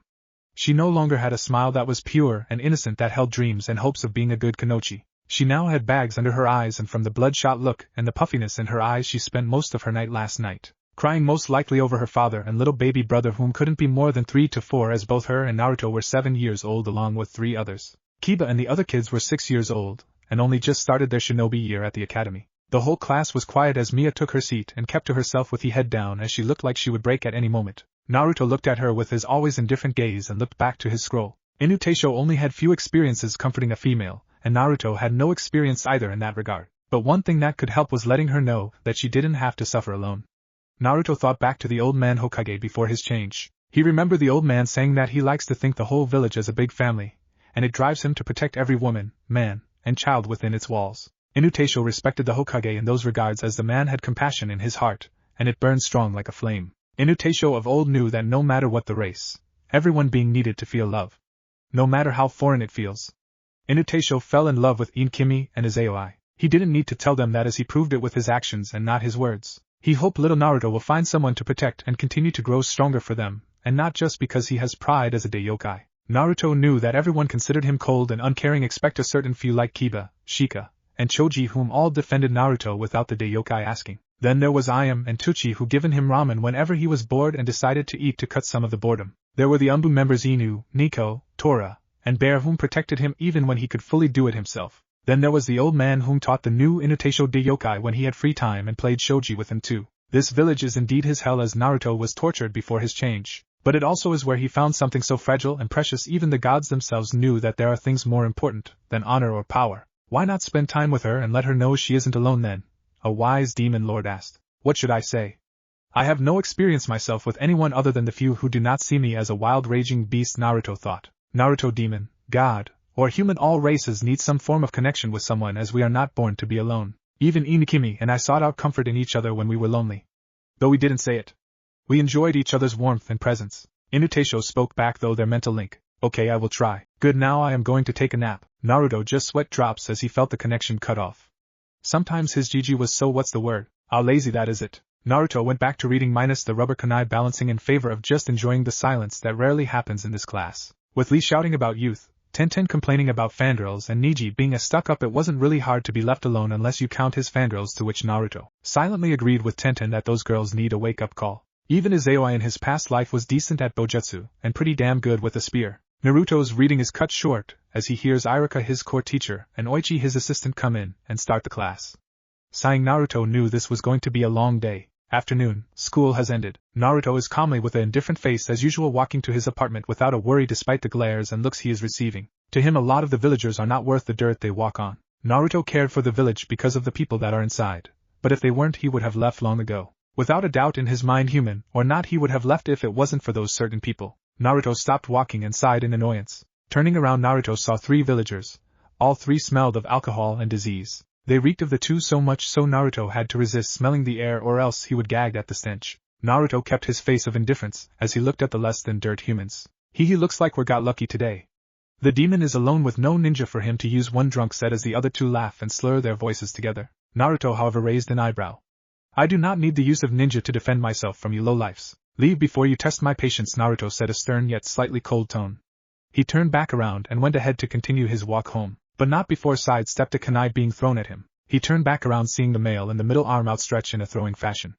Naruto just looked at the 3 blankly, unfazed by the sudden attack. He had similar ones in the past year. But the Umbu were always quick to stop any brawls. But with the Uchiha clan being wiped out, the civilians must think they have free reign since he has no protectors. Foolish. Listen here, you shit stain of a demon. We are your betters. So you should bow to us and kiss our feet. And maybe the man in the middle was interrupted by a feeling that all feared, and this fear even surpassed the QB power. This feeling was anger, killing intent, and power. Unmasked, unedited, and untamed, raw, earth-shattering power. And the source of that power is coming from the 7-year-old boy he just threatened. The skies begin to darken a dangerous and ominousness, black and purple. Lightning roared in the sky wildly and in rapid fashion. The building and ground around Naruto began to quack and crack under the pressure of his power. The 3 shook in fear and terror as they could only look on at the indifferent face that is Naruto Inuyasha. Listen, and listen well. I will kill you if you even think you are all better than I. Thou shalt run and hide under the rock which you crawled from. I am forgiving, but I will not allow such chances to come again. Leave my presence before the morgue will have 3 new names to add today. Naruto spoke in a cold and hollowed voice that made everyone and anything within hearing distance shiver. Naruto watched as the 3 sorry excuses for humans cowered and ran away like a pup with its tail between its legs. Recalling some he released, the sky brightened and the earth to stop shaking as everything returned to normal minus the cracks that already formed around Naruto. He didn't release all his power, just the amount he can control easy. If he did release all his power, then the surrounding area would have been blown apart. He swiftly turned and continued walking home, either not noticing the Umbu whom had eyes on him, or he simply didn't care he was being watched. Hokage Tower. Just before Naruto released his power, the Sandaime Hokage, a man of great skill and courage, sighed for the millionth time today as he just got done with the damned council meeting to which made him want to kill every backstabbing bastard in that room. This also counts his ex-teammates, and his rival Danzo. The money-loving backstabbing worms, the lot of them need to either grow up or get their head out of their ass. Hiruzen sighed and rested his head on his left hand. He is going to old for this job, and the council knew it. The Shinobi Council, consisting of the Shinobi clans, tried to keep the peace as the Uchiha clan was wiped out, for the exception of 4. Miya Uchiha, Yu Uchiha, Sasuke Uchiha, and Mikoto Uchiha are the only survivors of the Uchiha massacre. When in reality it wasn't a massacre at all, more like a silent civil war that happened and ended within the time frame of one night. Itachi Uchiha was tasked with the duty of wiping out the clan that went along his father Fugaku Uchiha and throwing a coup d'etat and killing him, taking control over the village and most likely starting the 4th Great Shinobi War. But lucky for them that IWA was still crippled after the Yondaime Hokage slaughter a whole battalion of shinobi within less than 30 seconds, so they weren't any shape to go to war thanks to his student spy network. Kyumo was solely neutral and still is in the process of picking a new Kage. Kiri was locked in a civil war, and is now called the Bloody Mist. He would have sent shinobi to help out the clans move away if the QB didn't attack, and the village was still recovering from that. Now he had to double work his shinobi just to pick up the slack. I could drift some Umbu to work as part-time patrols and have the clans work together. But what would be the negative of this? It would decrease the amount of high-profile mission we get, but the number of high-profile mission we already get is at an all-time low with very few ANBU being sent out as it is. The clans are always at each other's throats, and now that the Uchiha clan is gone, the Hyuga clan will have their ego boosted as the best of our village. I remember telling Itachi to spare the ones against the plan or who didn't know about it. Why did he slaughter the whole clan? We needed the ringleaders taken out, not a whole family. Could there be another party at play or something else? Hiruzen thought in a depressed mood. He was quite fond of some Uchiha members and can't understand why Itachi killed them all. He honestly didn't believe Itachi had the strength to do such a feat despite his skill and knowledge in the shinobi arts. He can only pray for their souls and hope Kami will bless the ones who weren't part of the coup d'etat. He knew some of Hokage's most loyal followers were in the circle that he trusted most. Itachi was tasked to become his mole and kill the ringleaders. Not the women and children. Hiruzen's face turned grim as he read some of them. He had to put them away to avoid wanting to throw up. Some of the Uchiha women were pregnant, and were expecting a son or daughter. Now those babies were cut out of their mothers and their soft yet young bodies were completely crushed or ripped apart. And judging from the mother's face before their own death, they were forced to watch as their unborn child was cut out of them and killed in front of their eyes. And it was just some of the reports he had read. Some of them were too gruesome to even turn the page and see the picture. Did Itachi snap after killing his clan? What would cause him to brutally murder people like that? It did not suit the Itachi he knew, despite how cold the ex-captain Umbu was to other coworkers. No, not to the old Kage. He knew something else happened that night. Someone else was there, but he had no proof that someone else was there as Itachi carried out his mission. And he couldn't use any of the Inuzuka as they strongly disliked any Uchiha members minus young Nia, Yu, and Mikoto. Plus, while they're still clan members alive, there is an unspoken rule about going into clan grounds unless invited. If he could get you permission to have some smell about, maybe they might pick a clue or two. As it is, from the report there were 2 different people they're killing. But again, this is just a gut feeling.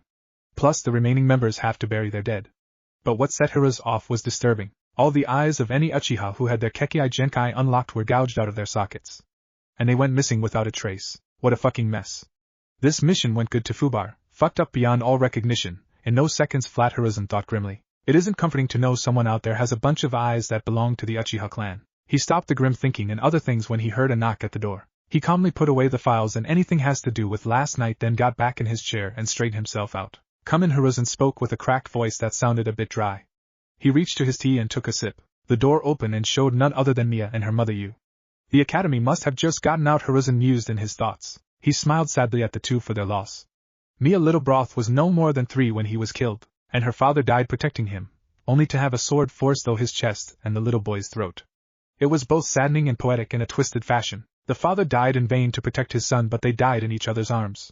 As much Hiruzen wanted to lighten the mood, a mother and daughter had just lost a father and son. They must feel dead inside, and Hiruzen can never be sorry enough for their loss. No words Hiruzen can say will make their pain that they feel in their heart go away. It will either hunt them, drive them insane, or worse.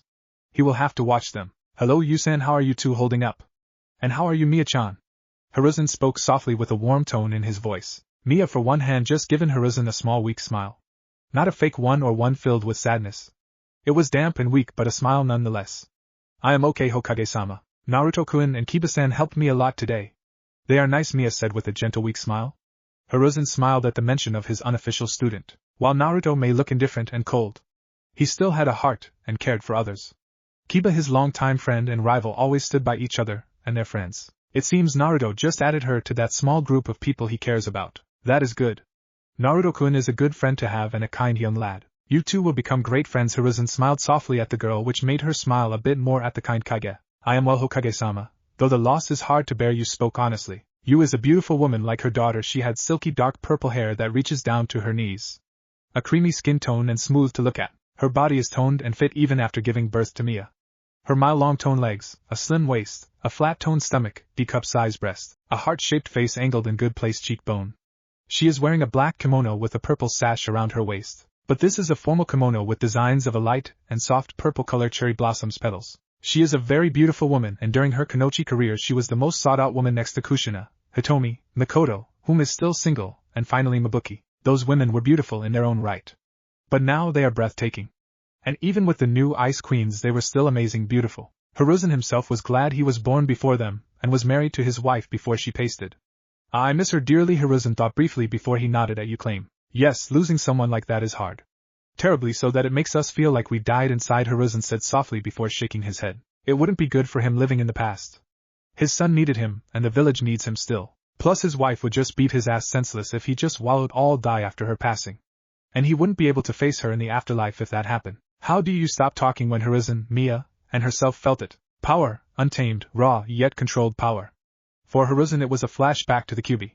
But it lacked the killing intent and bloodlust. Mia trembled scared out of her wits as he hid behind her mother. Yu on the other hand was feeling nothing but dread. First a massacre, now this level of chakra spike is unreal.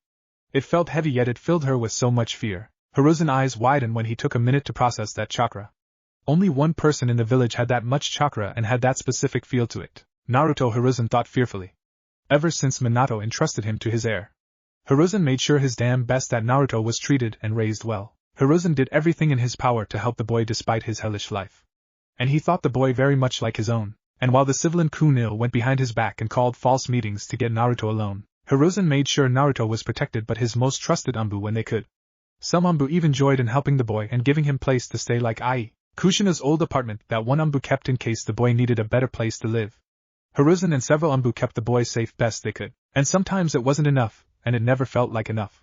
Though it wasn't common known who the parents of Naruto is. Only a handful knew, and most of them, being his file is classified even to the Jounin and special Jounin. Even not all the Anbu knew, and the Anbu that did know were the ones Hiruzen trusts most. Anbu! Check on Naruto now, Hiruzen shouted and commanded, and without missing a beat several Anbu rushed to check on Naruto. Few of them knew his mother and father, and cared for the boy's safety. Hiruzen looked back at the mother and daughter whom had a shocked and speechless face. Hat was Naruto's chakra? Hiruzen sighed in defeat for the billionth time. Hi! Naruto has an unnatural high chakra level. Ever since he unlocked his chakra he would pulse out his chakra when he was a little child when he was scared. This would alert any ninja to where he is, Hiruzen said in a matter-of-fact tone before taking a sip of his tea then getting up. Though trouble is before his change it was limited to a local area. Now it can be felt over the whole village. I believe it's a Kekkai Genkai he woken up, the likes we never seen, Hiruzen said before disappearing in a Shinshan, leaving the mother and daughter under the watchful eye of one of his hidden Anbu. He signaled to stay and guard his office. Amazing, he has such a power Kekkai Genkai that provides him with such potent chakra, you thought amazed before she rushed out to put her old Kanochi training to the test. Naruto-kun has a Kekkai Genkai? Mia thought in shock. She never knew that Naruto had a bloodline. But then again he never boasted about it or anything. Mia ran out with her mother, not wanting to be alone or left behind. Some time later, I am fine, Hokage Gigi. It was just some villagers annoying me again, Naruto spoke honestly, with his indifferent look on his face, his gold-slitted eyes looking at the old man with a blank look as Naruto ate some ramen. Even as a Daiokai, Naruto enjoyed ramen every now and again, though the need for food is non-existent. He does pleasure himself with sweets, ramen, and a few meats. Over to his right is the old Hokage, on his left is Mia, and off to the side on his couch is you both girls eating ramen. Sorry Naruto-kun. But when you spike your chakra to such a high level I came in a rush to check on you, Hiruzen spoke honestly as he took another bite of his ramen. It's fine old man. Hey old man, may I ask you something? Naruto said, but a quick glance to Mia and you told him it was about the two girls or about something related to the said two. Hiruzen nodded but asked if he could speak to Naruto alone, which Mia and you nodded, and Naruto promised Mia he would meet her tomorrow outside her clan's gate, to which the young girl beamed at her friend. As the two left, Naruto became more serious. Well, as serious as a calm-looking indifferent person can look. Though the aura and air he had around him became serious. Old man, when I smelled the air last night, and I smelled blood. I wasn't interested in it at first, but I knew it was coming from the Uchiha district. A couple of minutes passed and I heard no alarm. So curious I went and looked for the problem, only to find the place dead as a graveyard. Death and blood filled the air. I knew from scent alone Itachi had slayed the clan, though there was something else mixed in with the blood and death smell. I didn't notice at first, but after a bit I noticed the smell had a rotting flesh smell to it, but the smell as alive. Someone else was there, I think, and helped Itachi kill of his clan, Naruto bluntly said with all the honesty in the world. He was curious of what the old man thought. Off to his side the old man was speechless, but also had one thought. Naruto, I think you just might save some me trouble, Hiruzen thought. Chapter 3. Graduation and Sensei. It has been 5 years already, huh? Yet I have accomplished so much in so little time. I wonder what will the future hold for me, Naruto thought as he gazed up at the night sky. The stars sparkling brilliantly as they twinkle like diamonds in a dark abyss. His indifferent gaze and stoic look showing on his face, not changing or waving in the slightest. Naruto Inuyasha is standing atop the first Hokage's head on the Hokage mountain, looking out into the dark sky, thinking about what he should do at this moment and time as he reached his goal of controlling both his Yuki and chakra to an almost perfect level. While both tasks were troublesome, it was finally worth it in the end, as Naruto can now freely control his Yuki and chakra to the point of needing the minimum amount to, let's say, a jutsu or Yuki technique. 5 long years, and finally he has finished his training with his Yuki and chakra controlling both pools of power to 92%. During these long 5 years Naruto trained, studied, and quietly watched as the world seemed to pass him by as he slowly watched the village from the sidelines waiting for his chance to go out into the world and learn more. As his training got more and more complex, Naruto studied and branched out into other subjects of the shinobi arts and demonic arts. At the forefront of his training was control on his chakra and yuki powers. Then he tackled into ninjutsu, picking a limited number of jutsu that he deemed useful at any given situation. Kenjutsu was also a thing he mastered, but this art took less time than ninjutsu as he was already a master swordsman in his past life. His taijutsu of hand-to-hand was on par right before he died, but he continued to train in hand-to-hand despite the overwhelming strength his taijutsu style has. His demonic arts have been recreated and improved upon as his past life. He did not complete all his training and techniques before he died. And finally, a shinobi art that caught his interest is called Fuinjutsu, which the old man was happy to give Naruto a few basic and a scroll to read and practice the said art, and now Naruto is on an advanced level with 2 more levels of Fuinjutsu to study and practice with. Though the shinobi arts weren't really needed, Inuyasha drilled into Naruto's mind from an early age that knowledge is power, and there is no such thing as a useless art. If one could master the said art enough, then it can kill.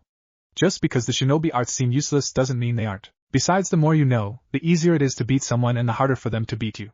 So Naruto learned as much as he could, never really stopping in his training. As a Daiokai, Naruto needed very little sleep and the need for food was non-existent. So Naruto spent most of his time training and learning about the shinobi arts while going to the academy. He lived causally and normally not put too much time in his training.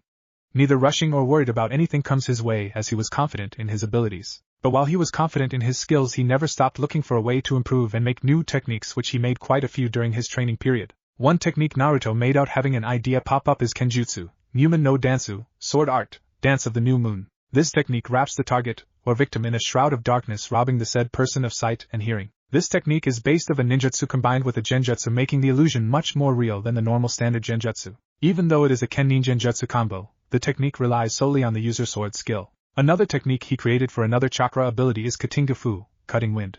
Katingafu is a futon technique he made to make use of his wind nature for his chakra. By gathering and compressing wind chakra into a sharp razor-like blade, Naruto can send it outwards to an opponent, slicing them clean into 2 halves. Much like his technique Crescent Wave, but the nature of this attack is meant to cut those things cleanly instead of just completely destroying it. The only drawback to Katingafu is that the range is limited opposed to Crescent Wave, which has a much better range, though while both techniques have strengths and weakness compared to each other. And while he drilled himself in controlling and improving his control and such, Naruto's Yuki pool and his chakra pool continued to grow, and thus the need for more control. And while Naruto mostly wrestled for control over his own powers, he did notice during these 5 years the people of the village treated him with caution instead of outright berating him. Even the kids around him treated differently. Only Kiba, Lee, Shikamaru, and finally Choji stayed by his side and as his friends, which again, like Inuyasha before him, he valued their friendship greatly. But he was still confused as to why so many shook slightly in his presence. He may not be aware of it, but even though his Yuki does not produce a demonic feel, it does make any who are near him feel like his power is rolling of him in small waves, and as the years passed, those waves of power only grew. During his time as Inuyasha back in the past, his demonic aura or lack thereof felt more like a very potent energy you find in nature spirits. Though Inuyasha and Naruto are both pure-blooded Inu Daiokai, both have the same feeling, as if you fight Naruto you will face something that is both, and not a great demon, but something far worse, which is both powerful and ancient. And as time continued during his final year with Inuyasha before he went away, Naruto was also focused on other demonic abilities such as telekinesis, which allows him to move object with his mind, though it is limited. Naruto can improve this through practice and training, which means lifting heavier and denser things with his mind to improve control, use, speed, and the power behind this ability. Though it could take him years or even centuries of practice and training to make this ability perfect during combat. Other demonic abilities will appear over time and Naruto will master as many as he can. But again, Inuyasha of the past had a lot of abilities when he was fully matured and grown. He had so many abilities that he lost track of some others, but he always had one drive that Inuyasha of old had, to protect someone he cherishes, let it be demoness, human, goddess, or even something else entirely. Inuyasha of old shared his view of true strength and power, to which the young pup Naruto admired him greatly for. And even though Naruto's experiences with humans were cruel, Inuyasha always said humans are no different than demons. Both can become monsters and things that destroy gods too factor into this, as they are greedy and blinded by their pride and other such things. But you must always remember this, Naruto. Be patient, no matter the pain or sorrow you feel. If you can hold on just a bit longer, keep pushing until your body has given out, and even keep fighting even though your body screams at you to stop. Then you can survive anything that comes at you. Remember, Makai or Nirvana cannot stop a man trying to protect those he cares about. In fact, they should shake and tremble if they ever harm anyone you care or love. You will only grow stronger if you have someone to protect Naruto. Naruto closed his eyes and lowered his head as he thought about his grandfather's past life words. He was blessed to have such a wise grandfather come into his life and teach him. Inuyasha was at least 3,000 to over 4,000 years old, and he had a great tale to tell anyone who would listen, and Naruto himself knew the whole story from beginning to end, from the old Inuyasha brightest moments to his darkest hour. He survived some things that even gods can't even fathom. Nor could the gods hope to recover from. Raising his head up, Naruto opened his slit golden eyes, and despite being impassive and blank, a great powerful flame and storm raged within, and it would take a whole army of hell and heaven to extinguish that flame. Jumping down from the mountain calmly, Naruto disappeared into the darkness. He had to ponder on how to create Konatsu with chakra, as he wanted to experiment with the energy, and see if there are any limits to the said energy. Morning time. Team selection at the academy. Naruto is calmly walking in the academy for hopefully what is the last time he will ever be in this place they civilians call a school, though the outfit he is wearing is eye-catcher. The two swords resting on his hip caught some more attention, as one radiated power, and the other had a quiet yet dangerous aura. But the harmony they move with Naruto made them seem harmless to those who didn't know the blades. Well, only a few knew the straight-looking sword that Naruto had on his hip. They had no idea where the other old ancient-looking one came from, but they could tell that the old-looking sword is not a normal sword, as it radiated power. These two swords were no other than Shizuka and Tesseiga. During his many nights of training, Naruto sent himself out on a journey to recollect his sword Tesseiga, as if was the only blade within the Fire Nation. It only took 2 nights and 3 days to get.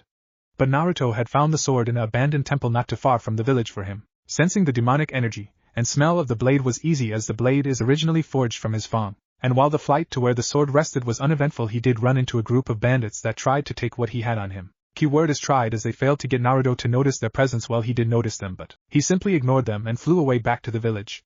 Those bandits weren't worth his time, and he had no reason to kill any of them. Besides, by the smell of them they would be dead by morning, as they took a toxic gas into their bodies whenever one of them sprang one of the many booby traps Naruto avoided, without a problem. And even if he did tiger some, poison had no effect on him, as only a very strong demonic poison or some kind of poison gods use could only affect him. The other sword, however, is more special to Naruto as a person. Shizuka is what known as a chakra blade. And like a Yuki sword, this sword can channel chakra with such ease it amazed Naruto at first. The way chakra blades and Yuki blades are made is somewhat similar. Though the power source is different, the process to which it is made is similar. Also, this sword holds a special place in Naruto's heart. And Shizuka is an odd sword, in the least, as it does not look like a normal ninjato sword. In fact, Shizuka is a double-edged ninjato sword. As such, the blade was a special designed. The high-carbon steel blade itself feels and looks like it's made out of high-quality metals and minerals from the earth, and hand-forged by a master swordsmith. Double-edged blade design is razor sharp and allows for swift strikes, and is perfectly balanced in a way that it is both easy to handle for defense or offense. Heavy blood groove is lined along the middle of the blade instead of the spine like a traditional blade that he is used to. Wrapped handle in is a black cloth, and black dyed ray skin is under the cloth. Designed solid black coordinating scabbard is made from a sage oak, from what Naruto can guess or at least smell from the saya he carries on his waist. Overall, the blade is a work of art. He admired and can understand the level of craftsmanship that went into making this blade. While uncommon among shinobi, blades like this aren't made. They can be ordered, though Naruto will have to find a smith to handle the Shizuka. He can handle sharpening and cleaning his Tesseiga, as his past life has done it many times before. So he wasn't worried about Tenseiga and Tesseiga when he has them. Taking care of them will be easy, though it will be a painstaking process, as the demonic blades are different from normal swords. Naruto soon, however, found his class and walked in with only 4 other people in the room. Niji, Lee, and Tenten look like their canon selves but a year younger. In the room was Niji, Tenten, Rock Lee, and Mia. Along with him, they are the only 5 to graduate this year. Being an odd number, no one knew how they would be placed, as they all had their own strengths and weakness. Niji and Rock Lee are more of the taijutsu fighters.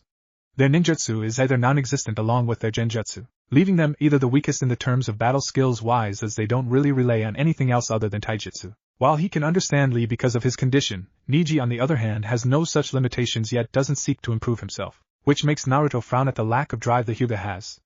Naruto has more respect for Lee than Niji, which is ironic. Both him and Lee can be considered the underdogs of the class, as Naruto himself is looked down upon by everyone but a few despite the display of his skills with a sword and the unique way he uses raw chakra then molding it to jutsu. Niji on the other hand, well, he will get the shit kicked out of him if he keeps acting like fate decides everything. Tenten wanting to be a weapons master and medical nin. Her ninjutsu being the academy and a few others. Her genjutsu could summed up as subpar or decent enough to pass. She can dispel genjutsu but has no natural talent for them as battle-wise goes, which made Naruto disappointed in her lack of overcoming her own weaknesses. Her taijutsu solely surrounds herself if she has a weapon in her hand, which makes Naruto frown more as she heavily relies on her weapons instead of improving her own strength in hand-to-hand combat. Though he found no fault in being good with weapons, he found it disappointing that she relies so heavy on throwing weapons, which only works if the weapon makes contact with the target.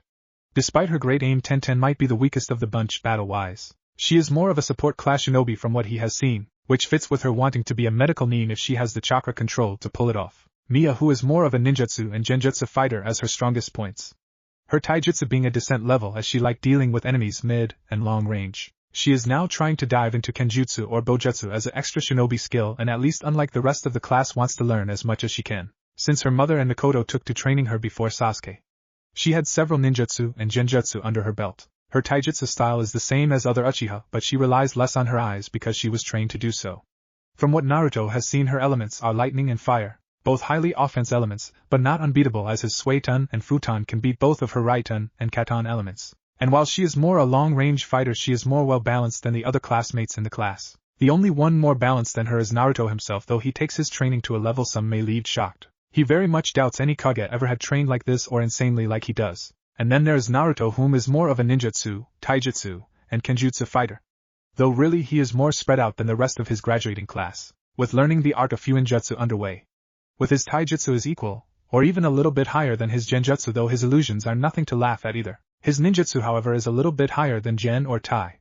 His kenjutsu being the highest of them all, as he takes it like a fish to water. He already made several sword techniques to prove this point. His demonic arts and demonic powers are still young and fresh, as he only just started developing telekinesis about 8 to 10 months ago. And while he is still training and trying to improve that ability, he still has yet to have other demonic abilities manifest, but Naruto isn't worried about them manifesting them quickly. As much as he wants, he will wait until all demonic abilities start to develop on their own. This will allow Naruto to train in his element control, telekinesis, flight, speed, strength, and etc., which he all has right now and needs to fine-tune. Though he can beat anything that isn't Anbu or Kage without trouble, he doesn't let that go to his head, as he can still be killed despite his immortality. He is aware of his semi-immortality, you could say, but again, this is from 5+ years of training, studying, and even watching other shinobi train. Though some of the jutsu Naruto learned would raise questions as to why he is all learning this so quickly. Though some techniques are just theories Naruto made up to test the waters of chakra, so to speak. Others techniques like the Kage Bunshin he learned is from a scroll Naruto found in the trash that some jounin were training to perform, though they were only able to make one clone before passing out from a lack of chakra.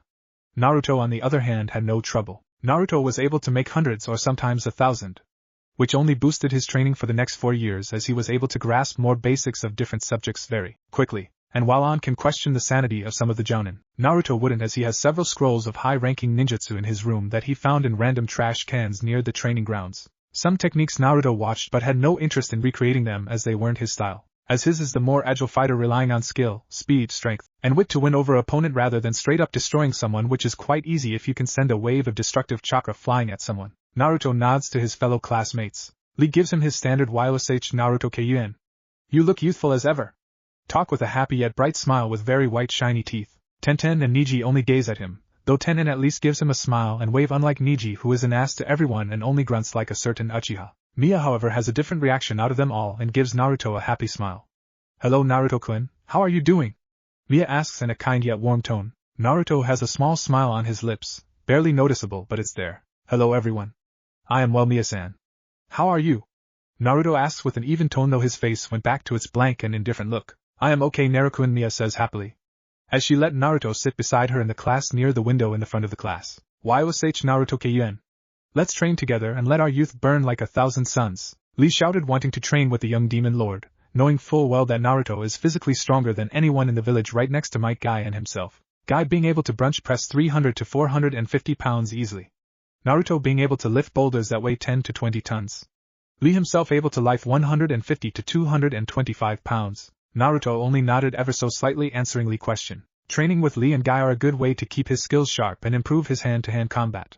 Though both are weird, but Naruto highly respects them both as warriors. Also, they were the only humans besides the ANBU and other skilled ninja that can make Naruto push himself to using more of his skills or powers. Mia off to the side only rolls her eyes. Sometimes she thinks Naruto and Lee train way too much.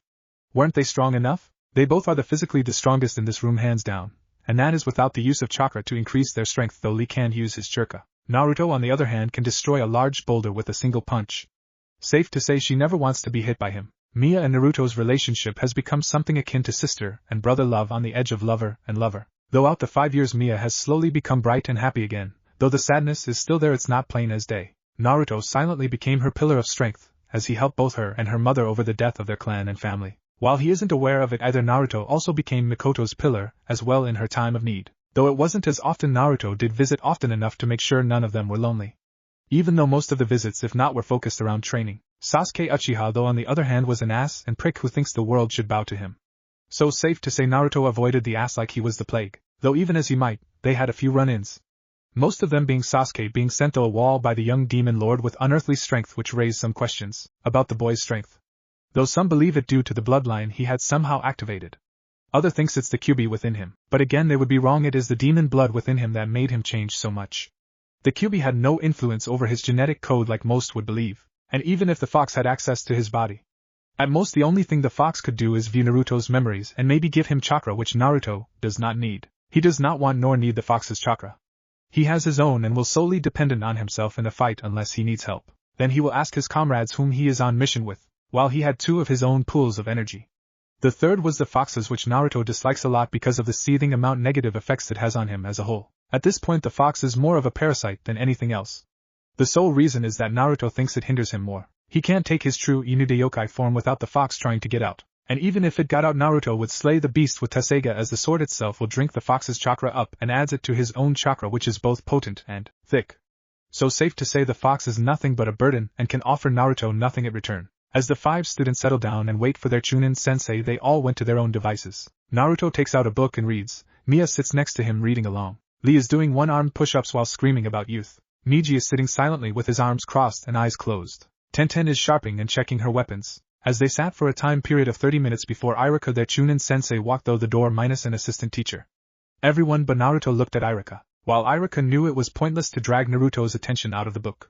If Naruto was interested in something like, let's say, making a new move for his sword, he will drop all current subjects and test and theorize the said technique he is trying to make. Some even downright scared Irika.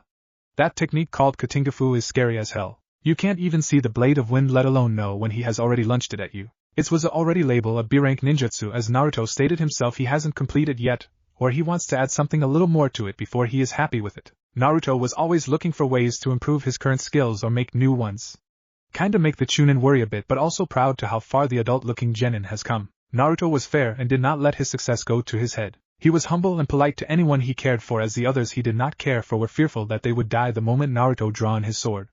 Lucky no one has died yet. Naruto was also an enigma, as he would often talk like he has lived centuries, even a millennia. But other moment he was still a child and ill-experienced. Only in times he is serious does everyone pay attention to him, as they were following an instinct telling them to listen and even bow to Naruto, like he is a daimyo or the Hokage, which he is not. Irika knew if Naruto wanted to be Hokage he would achieve the goal quickly and swiftly, as he thinks Naruto shows the greatest promise out of these 5. His mind wasn't only battle sharp, but he had a great mind when it came to politics. Something that boosted his chance if the 3rd ever decides to name Naruto the 5th Hokage, which no one seems to mind the lad. In fact, many shinobi support him, even though the civilian council tries everything to keep him out of the shinobi ranks. Uzumaki Naruto is a strange one, Irika thought before he clapped his hands twice. He smiles kindly at the genin as he sees 3 of them smiling back at him. Naruto was into his book, and Niji kept the eyes closed and arms crossed. I want to first say I am all proud of you 5 making it to becoming genin. As you know, the road ahead will be long and rough. But train hard and do not discourage yourself. You can do anything you put your mind to. Now first I have some bad news for you 5. Irika said as he was getting 4 out of the 5 to pay attention, of least look at him, as he just saw Niji himself look at him with his eyes open. What kind of bad news, sensei? Mia asked. Well, to start off, only one jounin is qualified to teach 3 of you. The other 2 will not get a sensei but will receiving a one-on-one teaching until more jounin are available, which won't happen till the next graduating class. Furthermore, the 2 that do not get to have the same sensei as they join the newer students next year. Irika spoke about the divided 2. He already knew who they were. They were the most well-balanced and only needed guidance. The other 3 needed a team sensei as the Hokage, the jounin commander, and himself chosen these students and teachers. So who is getting paired and who is not sensei? Lee asks with his voice much calmer than before. A funny story is that one day during meeting Guy and Lee, Naruto snapped a little with his slits turning a deep blue and the rest of his eye turning blood red, as if he was about to turn into his true form. Though he only threatened Lee and Guy to turn him down or they would damage his ears. The 2 asked why, and Naruto only said because hurting your comrade's hearing is unyouthful, though the Daiokai didn't know it. He had been worshipped by many jounin as the unbreakable sunset genjutsu became less common to see and less jounin are sent to TI to have the memory removed. Yes, let me announce the only team. Niji Hyuga, Tenten, and Rock Lee. Your sensei will be Might Guy, leader of Team 9. Irika finished, ignoring the big whooping sound coming from a happy Lee. Mia Uchiha will be one-on-one taught by her clan head and mother till a team can be formed for her to join. Naruto Uzumaki has been invited to the Hokage mansion in order to be tested for a trial as a clan head with a new type of Kekkei Genkai. And since Naruto is a genin now, he is legally an adult by the village. Iruka informed both Naruto and Mia. Mia smiled while Naruto glanced at Iruka and gave a quick nod, letting the teacher know he was heard. Sensei, what will Naruto-kun trial be? Mia asked in a curious tone. Her friend was becoming a new clan head, and since his Kekkai Genkai is new, the CRA may come into effect on this matter. She had to study Konoha law in order to become a clan heiress, and as such she was next in line, as Sasuke Uchiha has been deemed to mentality unstable for becoming a clan head. But he was clear as far shinobi work and concerned. Maybe she could have Naruto agree to a marriage contract with her, that way she gets her crush, and keeps the unwanted suitors away. It was worth a shot, but the problem is that Naruto is so damn hard to read sometimes. She couldn't tell if he liked anyone in such a way. I do not know, Mia. I do know Naruto will have to judge by the shinobi council that is made of the clan heads, as this is a shinobi matter and not a civilian. Iruka spoke. Mia nodded at the logic of it. The civilian council could only be called on a shinobi matter if it concerned both parties. If it didn't, then the civilian council was not called and not allowed to interfere with the matter, and had no power to say otherwise involving any shinobi of any status. Anything else shinobi related was ran by the clan heads, shinobi elders, and the Hokage. That does make sense. Though I wish you luck, Naruto-kun, Lee said with a smile and thumbs up. Naruto, whom is still reading, only nods and thanks. Tenten off to the side watching the silver-haired male looked at his two swords with more interest than anything else. Even across the room she could feel one of the blade radiating power while the other giving nothing away but a deadly aura. Okay, since that is done and over with. Niji, Tenten, and Lee will meet their sensei tomorrow at Training Ground 9 at 10 a.m. Iruka informed the three, whom nodded simply as they understood the time frame set. Now, does anyone have any more questions before I continue? Iruka asks in a patient tone. With these five he had nothing to worry about unless Naruto was bored. He did weird shit when he is bored. Pranks and several other things are among them. Stating his was bored or just feeding his curiosity. Yes, sensei, I have a question, Tenten said. What is it, Tenten? You said the Shinobi Council is going to judge to see about Naruto being a clan head. Do you mean he is going to be part of the council too if he is approved? Tenten asks a good question and point. All clans in Konoha hold a seat on the Shinobi Council, as all clans are Shinobi clans. The only non-clans are the civilian council families, whom are not a clan as they hold no unique trait or bloodline to become one. Well, it is true Naruto could become a voice on the council. Iruka rubbed his chin in thought, though he would have to find members for his clan other than his wife or wives if the Shinobi Council pushes for the CRA. Though even if it doesn't, Naruto can still legally marry no more than 4 to 5 females, as he is though only one with his unique traits. As for members of clans, for Naruto's case he can choose who to let into his clan. Iruka thought out as he spoke. He did bring up some good points. If the council pushes for Naruto to be put into the CRA, he will have to take a minimum of 4 to 5 wives. And even if they don't, he can still legally do so, as he is the only person in the world with this bloodline, so it's really up the council to decide. As for members of his clan, a normal orphan or person like Tenten can do a formal way of membership to join his clan, and legally she will become a member of the family and have the same last name as Naruto. And as such, all her earning will be deposited into an account in Naruto's name. Thus Naruto must provide a decent living for Tenten as a member of his clan in return for her service and loyalty. It's a very complex process, and the rules and laws involving such is written out a complex way in order to protect the clan and its members. The Hyuga, Inuzuka, Nara, Sarutobi, and other clans can do this, but all their members are related by blood, and as such they do not have random people join in their clan in such a formal way. Though there are those moments they do adopted someone. But again, that is normally when someone outside the clan marries a clan member, which can only be approved by the clan head. Naruto has no blood relatives, so his clan will be made of different people if he allows it. Off to the side, Naruto only slowly closes his book and put it away somewhere. The others don't know where or how he carries things, but he does. Naruto looked off into the distance and thought about what he heard. There are some people in the village that would go well with his clan, Lee being one. If he can get him out of that green spandex suit, he would have him wear something formal yet it can function in battle. Maybe some heavier weights like his old ones, and maybe a bit of armor that won't restrict his movements. But he was going to change his last name anyway, as for public record he was still Naruto Uzumaki and not Naruto Inuyasha. He could take his clan to great heights and hopefully get some strong members like Lee, Tenten, or maybe that one guy who is a blind swordsman in the village. But what was his name again? He would have to find him and see if he would like to join. Okay, anything else before I continue? Iruka asked, not noticing that Naruto put the book away. He waited for a few seconds and noticed no one was curious, and continued with his middleman work. Now, since you all know your teams, I will be the first to say congratulations. You will have to train hard to become Chunin like me. But a bit of advice. Master as much as you can before the Chunin exams, or at least wait a year or 2. That way you have an edge over the competition. Any other thing I would like to say is, since you are all genin, the shinobi section of the library is now open to you. I would recommend everyone here study at least 2 or 1 more art than their specialized field. This way you can grow into a better shinobi than just relying on one skill. Iruka said, taking a moment to breathe. If that is all for use, I would like to invite you 5 for a dinner at the barbecue grill. Dinner is on me. Look it as a graduating present, Irika given a friendly smile. Everyone nodded with a happy smile, though Naruto's reaction was a small smirk. One thing he did enjoy snacking on is steak and pork chops, and steak as meat is his favorite food right next to ramen. And now I want some pork chops, damn it. Next morning, Hokage's office. Naruto is calmly waiting as he watched the old man finish up the paperwork. After he had split from the group, Naruto walked to the Forest of Death to do some light training, as it's one of few places Naruto can train in peace without being disturbed. He went last night to train in his elements. He has 4 of them, which are water, earth, wind, and lightning. He wanted to master their basic forms and how to manipulate them easy enough where he doesn't need hand signs or even his chakra. His chakra training with those 4 are almost done, with earth being the last. For his Yuki he has wind and water, but earth and lightning are going to take some more time. As he was training with Shizuka, he was able to use Crescent Wave a total of 19 times before he switched to Tessega and slay the giant bugs that found him in a clearing. While he was able to slay them easy, he wasn't at the point to freely use Kaze no Kizu, Wine Scar, like he did in the past. But he was able to use Konatsu with Tessega freely, which he didn't mind training with the sword while having targets to use them on. As he continued the training session on, though he had to question why those bugs and animals were so large, they did not smell anything like a demon, as normal demon insects can naturally grow that big. Maybe it was that weird energy he felt within the forest, but that wouldn't cause such an abnormal growth, as it was not demonic in nature. Naruto knows demonic energy will mutate other life or kill it off, as Yuki is toxic to many living things including humans, though there is a loophole around no poisoning a human with demonic energy. But you need a powerful Hanyu, half-breed, or Daiokai to channel the energy correctly, or they will become insane or die in the process. So it had to be some other form or energy, which in this Naruto knows there are many forms of power like Yuki, Miko, Chakra, Chi-Ki, Mana, and etc. as the list will go on. Those are just a few of the many unique powers that fuel techniques and arts within creation. Though each energy is no weaker nor stronger than the next. Each one is different and has its own special feel and way to use it. A good example is Chakra and Mana. Mana is used for spells and magic and anything related to it. Mana. Like Chakra, Mana has chants and words instead of the 12 hand signs the shinobi use. Naruto just sees it as another way of fighting.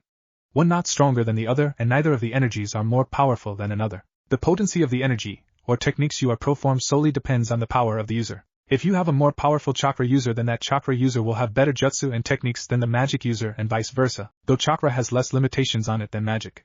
Chakra can enhance one's strength and by simply channeling the energy, though them. Magic you need a chant to have such an enhancement.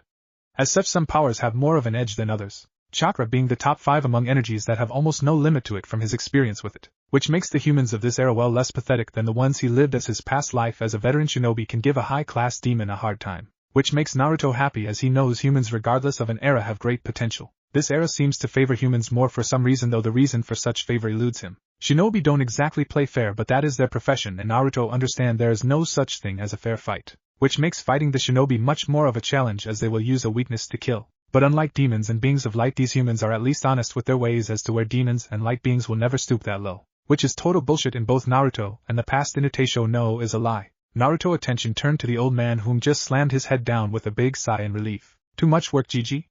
Naruto asked with a blank expression. Though if once listened to his voice close enough, you can tell there was affection tone in his voice. Hi, Hiruzen said, simply taking a moment to let his hand rest from the bane of all Kage. If old age doesn't kill me, this paperwork will, Hiruzen mused, setting himself up and lighting up his pipe and taking a puff. Don't worry, I will take the seat from you soon, Gigi. Just give me a year or two, Naruto said, honestly looking at the old man he admires and respect. Yet time with the old man has given the young demon lord something in his past life he never had. A father or grandfather figure. Hiruzen however raises an eyebrow and smirks. A year or two? Naruto, my boy, do you really think you could become Hokage just after becoming genin like that? The elderly male asked, honestly curious with a bit of laughter in his statement. I won't know till I try. And I know I will become a Hokage, as one of my dreams is to surpass you, Gigi, and all the past Hokage, Naruto said with a small smile. Naruto highly respected each Kage as they had all their own strengths, but Naruto being himself wishes to become even greater than all the past 4 Hokages combined. Hiruzen smiled brightly at the fire within the young man's eyes. Though the golden slits felt like they would stare into your soul, he could see that Naruto is being completely honest at his goal. Okay. How about a bet then, Naruto? Hiruzen inquired. Oh? Betting against a demon in high sight might not be a good idea, and with Naruto weird gambling luck he was sure to win. Though the old man didn't know that, nor did he need to know. If you become Hokage within a year or two, I will personally give you 1,000 techniques and jutsu from every subject of the shinobi arts to add to you, clan. Hiruzen spoken. Hiruzen has seen a lot of jutsu. Hell, he has seen and mastered more than Kakashi, and even Kakashi can't combat with the old man in many shinobi arts simply because despite his age, Hiruzen can give more than a fair share of Anbu and Jounin a run for their money without Emma at his side. A year or two to show I have what it takes to become Hokage, huh? Yes. No surprises or catches? Nope. No impossible tasks to do within an insane time frame? Nah duh. And no idiotic things to deal with? Well, there is the council both of us have to deal with, Hiruzen added. That is the first thing I am fixing when I become Hokage. Oh? The council is made of two groups, the civilian and shinobi, with the hungry backstabbing rich civilian family seated on the council and trying to take power from you, although the Shinbai clans are doing a decent job of keeping them in check. Some event is going to happen in order to put those corrupt individuals in jail, or in their place. Something along the lines of treason or stealing funding from the village, Naruto said, an example to which the old man nodded. Yes, but the civilian council has been decent since your awakening all those years ago, Hiruzen pointed out. The civilians have stopped targeting Naruto since his change, mostly due to his inhuman strength to backhand someone's head off their body like he did once. Since then it's been either really brave drunk ninja that loathed Naruto or drunk civilians whom tried to pick a fight with Naruto, and they either end up in the morgue or in the hospital. But since Naruto always acted in self-defense, the council couldn't touch him, and that made the civilian council pissed, as they couldn't lock him away or kill him. Page 159 Section 7 was all Naruto said before the old man took it as a hint to look at his paperwork. Silence filled the room for a few moments before the old man shows an angry expression on his face with light traces of killing intent leaking off him. I can't believe I missed this. It's okay, Gigi. I am sure the civilians and whoever is backing them didn't notice that mistake either. That little fact can be simply overlooked by anyone unless that someone is looking for that detail, Naruto said, pointing at the paper filled with numbers and reports that seem very wrong, as the numbers in the budget do not add up. In fact, it shows that some of the village budget has suddenly disappeared with no trace. I am going to have to call the whole council and find the traitor, Hiruzen mumbled. Allow me as a new clan head to take care of this matter, Naruto said in an even tone. This will boost in his favor in the village, and allow him more leeway in some arguments. Yes, you're also here for your personal sensei and trail for a clan seat, Hiruzen said, taking another puff of his pipe to calm his nerves. Whether it's bad or good for you, the old man didn't care. It just helped him in the stress of his job, which is sometimes worse than they think. Hell, the old man would be like Tsunade, always drinking if said drinking was cheaper than smoking his tobacco and other various herbs. Tell me, Naruto, what do you think of the village? Hiruzen asked curiously, looking at the yokai in front of him. Not that he knows his grandson figure is a still maturing demon lord. Naruto blinked at this question for a moment, and wondered his thoughts. He had little care for the village as a whole, but regardless of his personal feelings, there are lives within the walls of Konoha. Women, children, old, young, and etc. The list can go on. Life is a precious thing which Inuyasha of old taught him much about, including compassion. As much as he dislikes the village, he couldn't blame the sins of the older generation and pin it on the newer ones, as that would be unfair and foolish. Naruto was taught better than that, and he was also taught to let go of such things as hatred and loathing. It did no good for his mental health to hold on to grudges, as he is no longer human. So emotions like hatred, loathing, and anger will only cloud his judgments and make him act blindly. And while he did forgive the village, he will not give them a third chance to betray him or hurt him. And it took time, but Naruto came to terms with everything. But not without his grandfather / past life self, but with the help of Hiruzen, Tsuchi, Guy, Lee, and many others. Naruto finally moved on with his life and begun to enjoy it, living each day training to improve himself and surpass the Inuyasha of old. He doesn't hate the village, but he is sorely disappointed in it. He thought of leaving, but then again the village would hunt him down just because of the Kyuubi. While the old man might try by Naruto time, the village elders on the council that do not consist of the clan heads will push to hunt him down, which will either annoy him and cause needless bloodshed, or they try and kill him and pick another host, which won't happen until he can figure out how to safely release the Kyuubi and destroy it. Or he will lock it away somehow far from the reach of any beings. The village is a foundation. I do not know how I should feel about the village yet. I dislike what happened in the past to the point I hated it all. But now that I look back and see how much I grown and how much I trained the people I connected with and the friends I made, I can say that it wasn't worth the anger or hate I felt. Killing the villagers would just prove them right, as they believe I am the monster they fear. As I continued training and learning, I learned to let go of the loathing and hated I felt, as they held me back from achieving my true strength. So I can safely say this is home for me. I wish to protect those I made friends with and those dear to me. Honestly, I am not sure what the village is. But I would have to say it's hope in a sense. Senju Hashimura built this village in hopes of bring forth peace and understanding, as he saw a world plagued by war, death, and hatred. Naruto paused, looking out the window with a calm gaze. He felt the old man's eyes on him, so he continued. I believe in Hashirama dream for peace, as love and understanding are the keys, including compassion for a fellow being. All life, no matter how small nor large, has an equal chance to live happily and peacefully. I believe in what he believes, and so I wish to follow in his teachings. He became a sage and the first Hokage. But it was his compassion that won over people and had others follow him freely, Naruto said calmly, looking at the sky with the sun shining brightly. Hiruzen brightly smiled at this. Naruto and Hashirama are so alike in so many ways. Their compassion and understanding for others could leave people speechless. Their forgiveness is limitless but not blind. Their strength is driven by the same force that made one a legend and Kami no shinobi. Yes, they are alike, yet at the same time they are different. Hiruzen can clearly remember his sensei being silly and a life of the party. When Hashirama walked in, everything seemed a little brighter, much like Naruto carries that same brightness, though it was a bit different. Where Hashirama was cheerfully and silly, Naruto was calm and collected. They both would handle the burdens that others couldn't, no matter the weight of the burden, but in the end they were more alike to the old Kage than anything else. He is just like Sensei Hiruzen thought. Yes, Hiruzen knew out of all Naruto's favorite Kage, Hashirama and Minato Namikaze were his two favorite. The first Hokage because of his wisdom and compassion for others, and the fourth Hokage for raising up to the rank of Hokage despite his age and lack of clan. He became a great warrior, an even greater leader. Keep that in your heart, Naruto-kun. You will go far with those thoughts. Be humble and take life one day at a time, and don't forget to enjoy it. I've seen many great shinobi die young, and I've seen many become regretful as they did not enjoy their life when they had a childhood. I have seen great men become hollow because they now forgot what it's like to feel, or they are too caught up with their past. Hiruzen spoke sagely while thinking of one of the jounin in his command whom was more concerned about his shinobi career than enjoying his life. Now he only has regrets. Hi Gigi. Hiruzen nods and looks at his secto for the upcoming week. The trial isn't for a week because I had to postpone it so I can start getting ready for a meeting with a foreign leader. But no doubt Naruto will be next on my upcoming task. For now he needs a sensei to guide him through his training. Yet who will I put him with? Karina Yahi just became jounin, so she is out till next year. Asuma is out because he doesn't have time yet. Kakashi I will have to force into teaching, but he is on a mission which might not end any time soon. Might Guy is taken, and another jounin is a special jounin who to teach Naruto-kun, whom learns faster than Itachi Uchiha? Hiruzen rubbed his bread in thought as he took another puff of smoke. Naruto looks at the old man, noting his is lost in thought. So the young Byokai waits for the old man's attention to be tuned back in with reality. While he silently kept an eye on his grandson figure, he knew Naruto has much greater potential than any shinobi here. His intelligences and powers is nearly unmatched at such a young age, yet he still is eager to learn and grow and improve. Naturally, one such as Naruto is a gem, no a diamond in the rough, as the saying goes. He may not be the only one to see this, as many shinobi, mostly Anbu jounin, and the council know Naruto's skills and strengths, but a lot of them blow it off as the old man making up a story. He has much potential to even surpass Hashirama and Madara as the boy continues to grow leaps and bounds over other shinobi. And now he was going to become a clan head with his Kekkei Genkai and skills.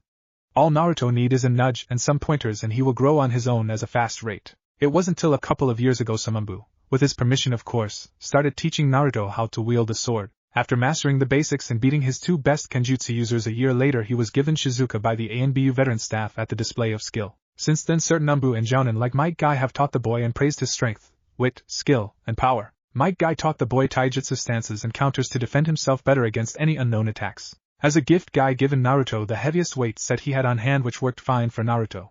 Though he told Guy to keep it a secret. Other villagers didn't need to know about a now genin that can lift 1,500 pounds without so much as blinking. Mo, Hibi, not Enko, and Loin whom are Anbu taught Naruto basic ninjutsu, including teaching him he element releases, which includes testing his releases. Though at the time they only thought he would have one release like everyone else. Though having 4 releases is unheard of. Hell, you have to have a Kekkei Genkai for even 3.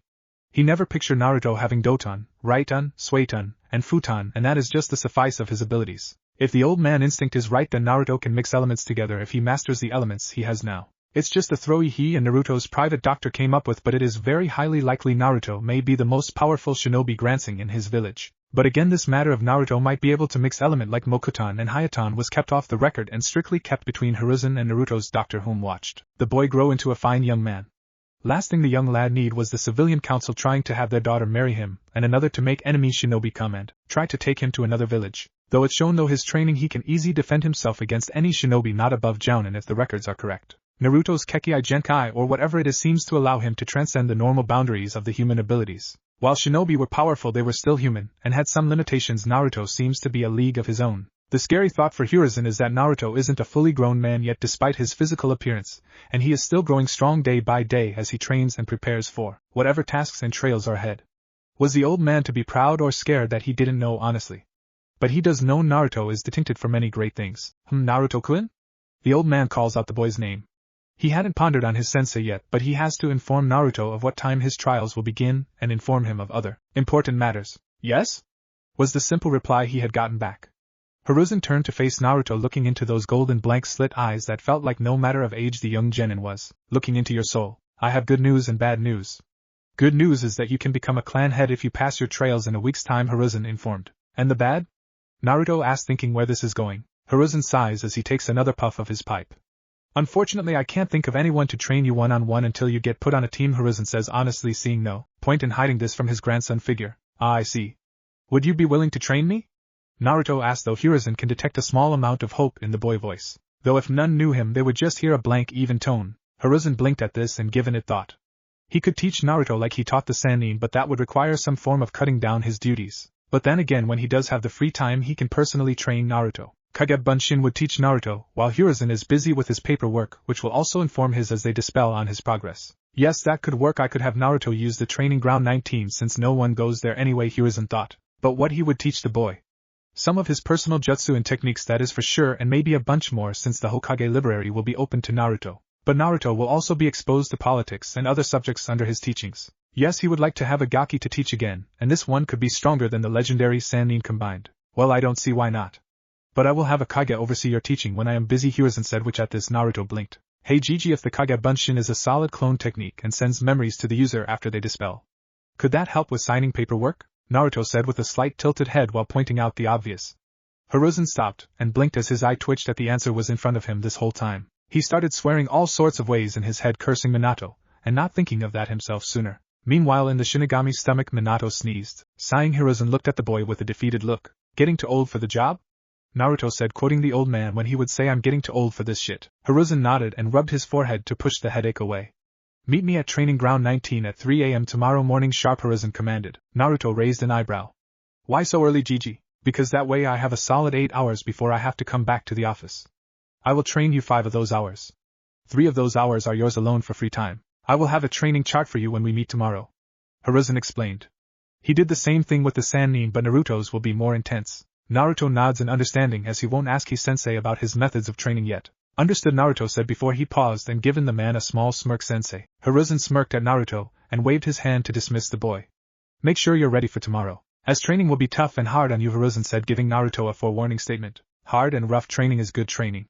Hard work never betrays the person, Naruto said as he left the office with the pelt of fur on his back, acting like a badass cape. Hiruzen smirked evilly and looked at the pile of papers he has to sign, though his grin is scaring the Chunin carrying the said papers. Has the Kage gone mad? The Chunin thought briefly. With Naruto at night, within the forest of death, Naruto stood calmly in a clearing looking at the earth. Solely focused on the ground, starting at a spot. He shifted his calm gaze to the corner of his eyesight and felt a presence behind him. It was human, he could tell, but their chakra level was low Jounin, it seems, which is odd. Normally Umbu don't bother him unless he was in the office. Other times they leave notes hidden in his apartment of what time to meet them for training. So why come in person? Come out. I knew you started following me since I left the Hokage office, Naruto spoke in a calm tone. What appeared behind him could be best seen as an Umbu wearing a blank mask with the etching of Na or root on it. The person was male and shorter than Naruto. He was wearing a black cloak with a hood hiding his appearance. He also has a Tanto blade in plain view which doesn't faze Naruto at all. Why have you followed me? Naruto asked, his slit eyes staring into the Asian eyes that are hidden behind the mask. To deliver a message, the agent said in a emotionless voice, which caught Naruto a bit by surprise. He heard many monotone voices before, but this one sounds like it's devoid of life and all that make this person human stripped away. Though his face remained indifferent, he was curious at this person message. What message? A message requesting a meeting of Naruto Uzumaki to meet with Danzo-sama, the unknown male replied. Danzo? Naruto blinked, recalling the man whom had that name.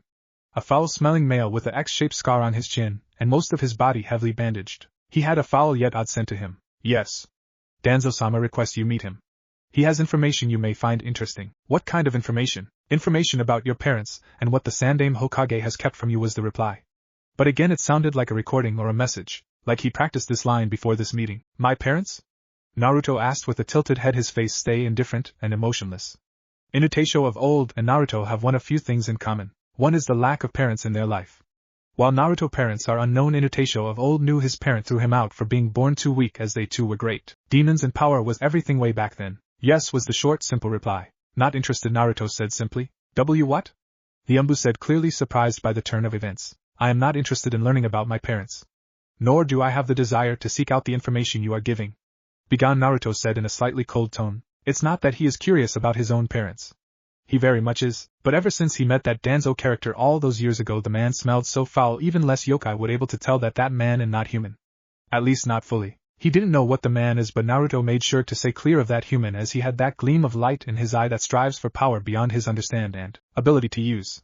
So while he is curious about his parents, Naruto knew better to avoid that man until he learned more about the twist male, because it's clear as day that the man in question has some hidden agenda that he is cooking up, and Naruto won't be played a fool. The Umbu stood in silence for a while before disappearing in a leaf Shin-shun, leaving the demon lord alone in the woods. Danzo, the old man, and my parents' hut, seems I will have enemies even here, Naruto said with a frown. Things are more complex than I thought, Naruto said before flicking his right hand into a slashing motion.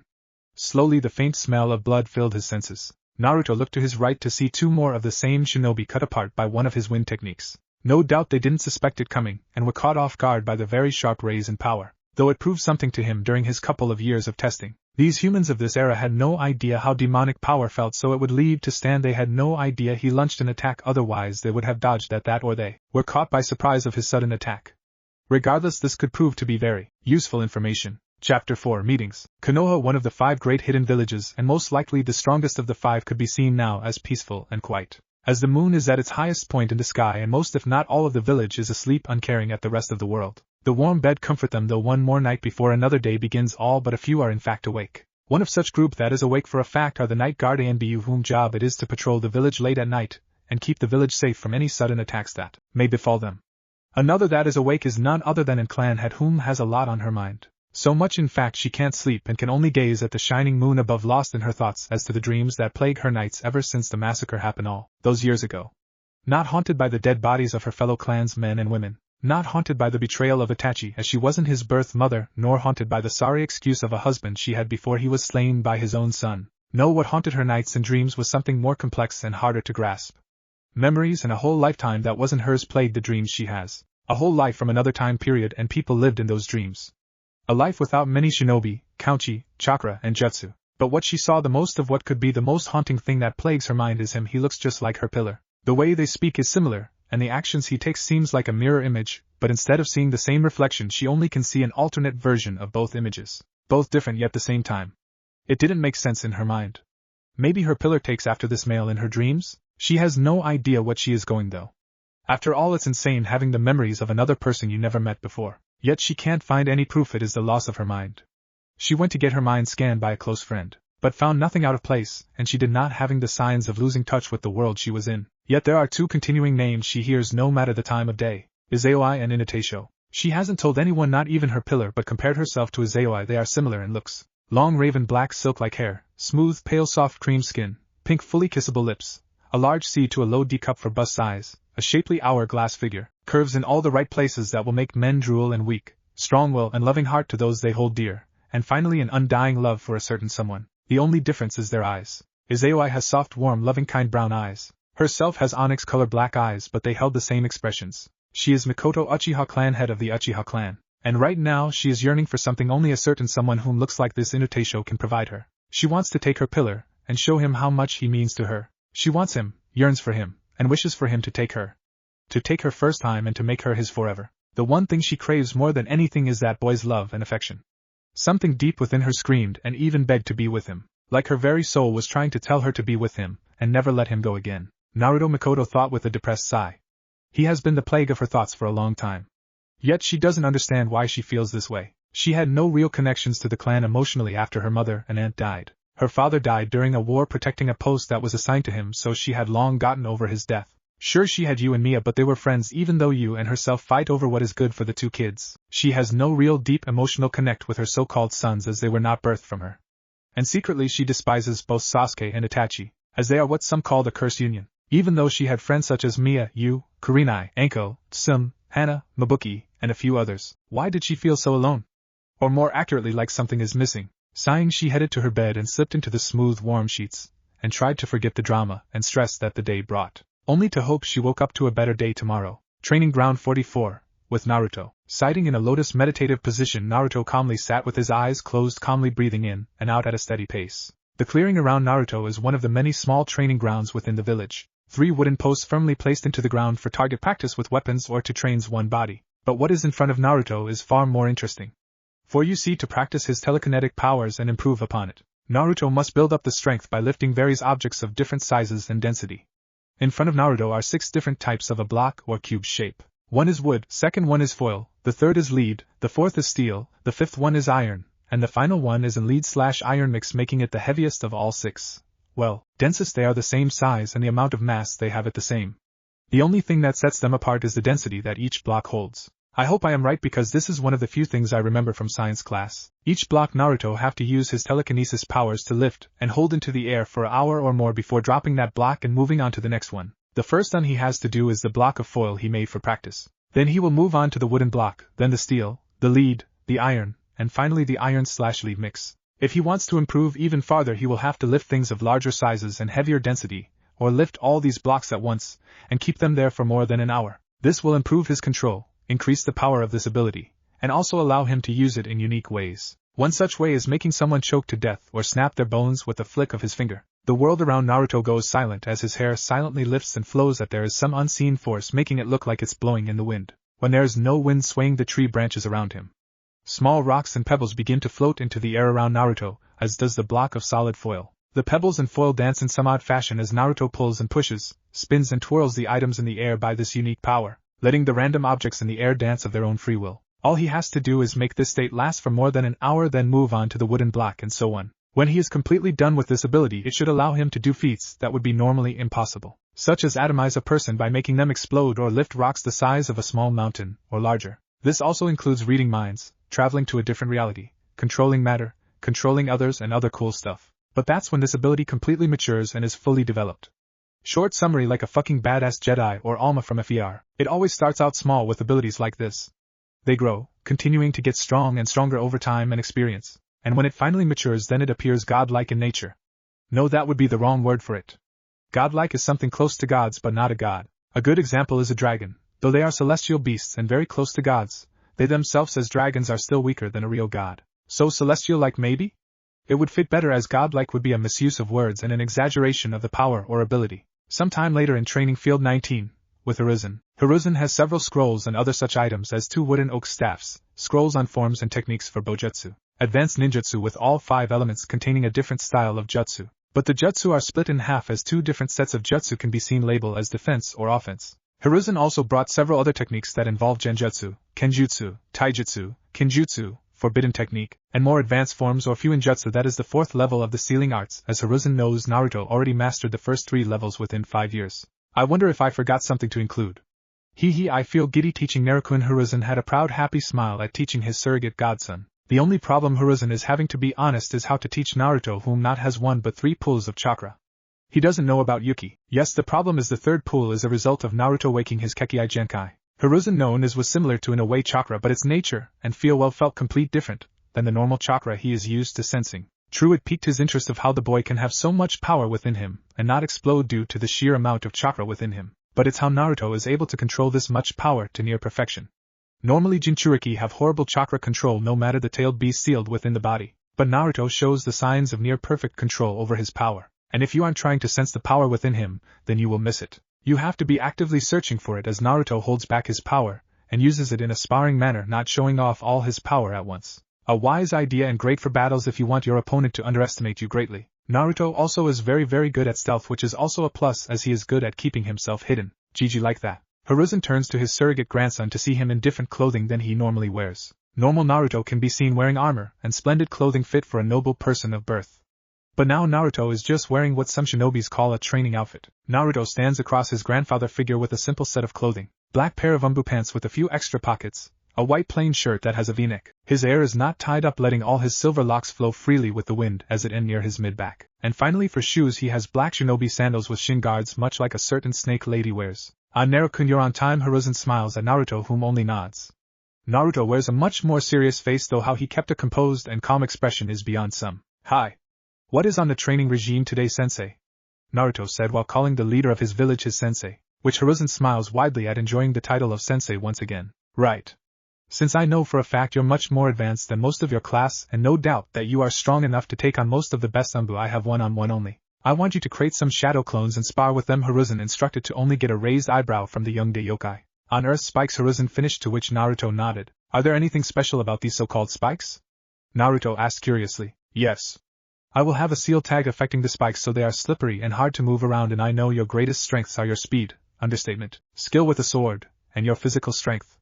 As such, I want you to not only work on your chakra control to even a finer degree if possible, but I want you to see the weakness in your own fighting style if you can spot them. I will stand by the sidelines and judge anything else that your training needs. Oh, one more thing. Yes? You will be wearing gravity seals and weight seals. These seals are more effective than the weights you used to wear, and for a starting weight the gravity seals will be 45x your own weight, and with the weight seals your whole body will experience 22 tons. Once you're used to the weights you will do 250 laps, push-ups, curl-ups, set-ups, and etc. you do with your normal warm-up. I want you to also do all this within 4 hours, Hiruzen said a little cheerfully for anyone's liking. Naruto, however, sweat dropped at the tasks ahead while wearing the seals. If I was still human, GG training will have killed me. Weight 235 pounds x 45 is 10,575 pounds. That is at least 5 tons already plus the 22 tons for the weight seals. In all I will experience 27 tons of stress on my body. If I don't die from this I will definitely feel it tomorrow morning, Naruto thought. He wondered if the Sannin had to go through this sadistic training. Then again, Naruto's body can handle anything over 20 tons easy. 7 more tons added will make his body feel the burn after this. Welcome to Hokage training, Naruto-kun. Basically, welcome to the most hellish training even Ibiki will cower at. Shall we? Hiruzen said with a sadistic glint to his eye, though Naruto had a deadpan expression showing maybe he should have thought this though a little more. But it was too late to turn back now. Taking a deep breath, Naruto nodded and prepared for the hellish torture that his GG calls training. Though out the elemental nations, the 3 Sannin shivered for an unknown reason as a random flashback of Hiruzen's training just popped back up from their repressed memories. Within Nirvana, Celestial Council, what should we do? It's as clear that an old one is alive and well, yet it is unknown how he survived or even their bloodline. A male booming voice sounded. Several chairs can be seen around in a circle shape as these unknown beings held a meeting. Though the room is darkened and nothing really can be made out clearly, the only things visible in plain sight is a hologram image of Naruto in his armor, and the round table. The sound of a female sighing at the head of the table looks at the image of Naruto on earth. She ponders on what to do. We cannot do anything. Our hands are tied after the war was over. Mundus and those loyal to him have been banished. Though it will not stop him from trying, he can never return to full strength. Solomon himself made sure that the higher-ranking demons and devils are upholding their end of the agreement. So until the earth is threatened with another war like that we cannot visit the mortal plane, another wise voice said, keeping a neutral sound though it still boomed like the other speaker from before. You're right. All we can do now is wait and watch, but I never suspected that he would be reborn in such a way, a female said, looking at Naruto and his mirror image of the old Inuyasha. Truly, to have such a powerful demon whom could not just be immune to an holy aura, but he could use and freely control his own holy aura. Such a class of a demon is among the highest ranks. Not only that, but he is an old one, meaning many of his powers will rival themselves when the young male is fully grown. Yes, indeed. Inuyasha was a legend when he was alive. And now he has been reborn in a sense. Not only does this one hold the memories and knowledge of the old, but this new Inuyasha seems to have far greater potential than the last. Such a being, it's possible he may even become a Tatarishin, one male said, looking at Naruto with slight respect in his eyes. What is the name of this current Inuyasha? One asked in a curious tone. Naruto Inuyasha Uzumaki of the Hidden Leaf Village. He is only 12 years old, but he is already powerful even for his young age. Another answered, to which the other nodded in thanks. Though others agreed Naruto is very strong for his very young age. Though then again that is to be expected of someone whom is a new reborn version of the Inuyasha they knew. So we can't do much but only wait and watch. The voice paused before sighing. I wish we weren't so bound by so many ancient laws. It feels like we can do nothing as countless human worlds are either destroyed or could have been saved, another said in a triboard voice. I agree, but we can do nothing about it. Until then let us cast the vote, a wise voice said. Bring attention to her. So it's decided, we will only watch and wait. I for agreement, Naya for action, a wise yet gentle voice sounded. Most of this council saying I, agreeing to no action. They all disappeared without a trace. Back with Naruto and Hiruzen. A few hours have passed. Panting calmly on one knee, Naruto looked at his grandfather figure with an indifferent mixed with annoyance on his face. One reason for just a face is the training that he just went through. Gigi, you know, if I was normal this would have killed anyone. I mean, placing over 2 tons on the human body will crush it no matter how strong you are. Not even Gai-sensei can lift 1 ton without drawing strength from the first gate. Naruto spoke honestly. No matter the amount of training one can do, the human body still has limits. And while some of those limits in this era don't apply, doesn't mean the humans of this era are unstoppable. A blade though the heart, or enough blood loss will kill them. Poison and other such factors account too, unless that human has developed an immunity against certain poisons. Hiruzen, however, just grinned with an innocent expression. My Naruto, you completed all the things I require for now, and since you just finished a spar I want you to take a break and relax.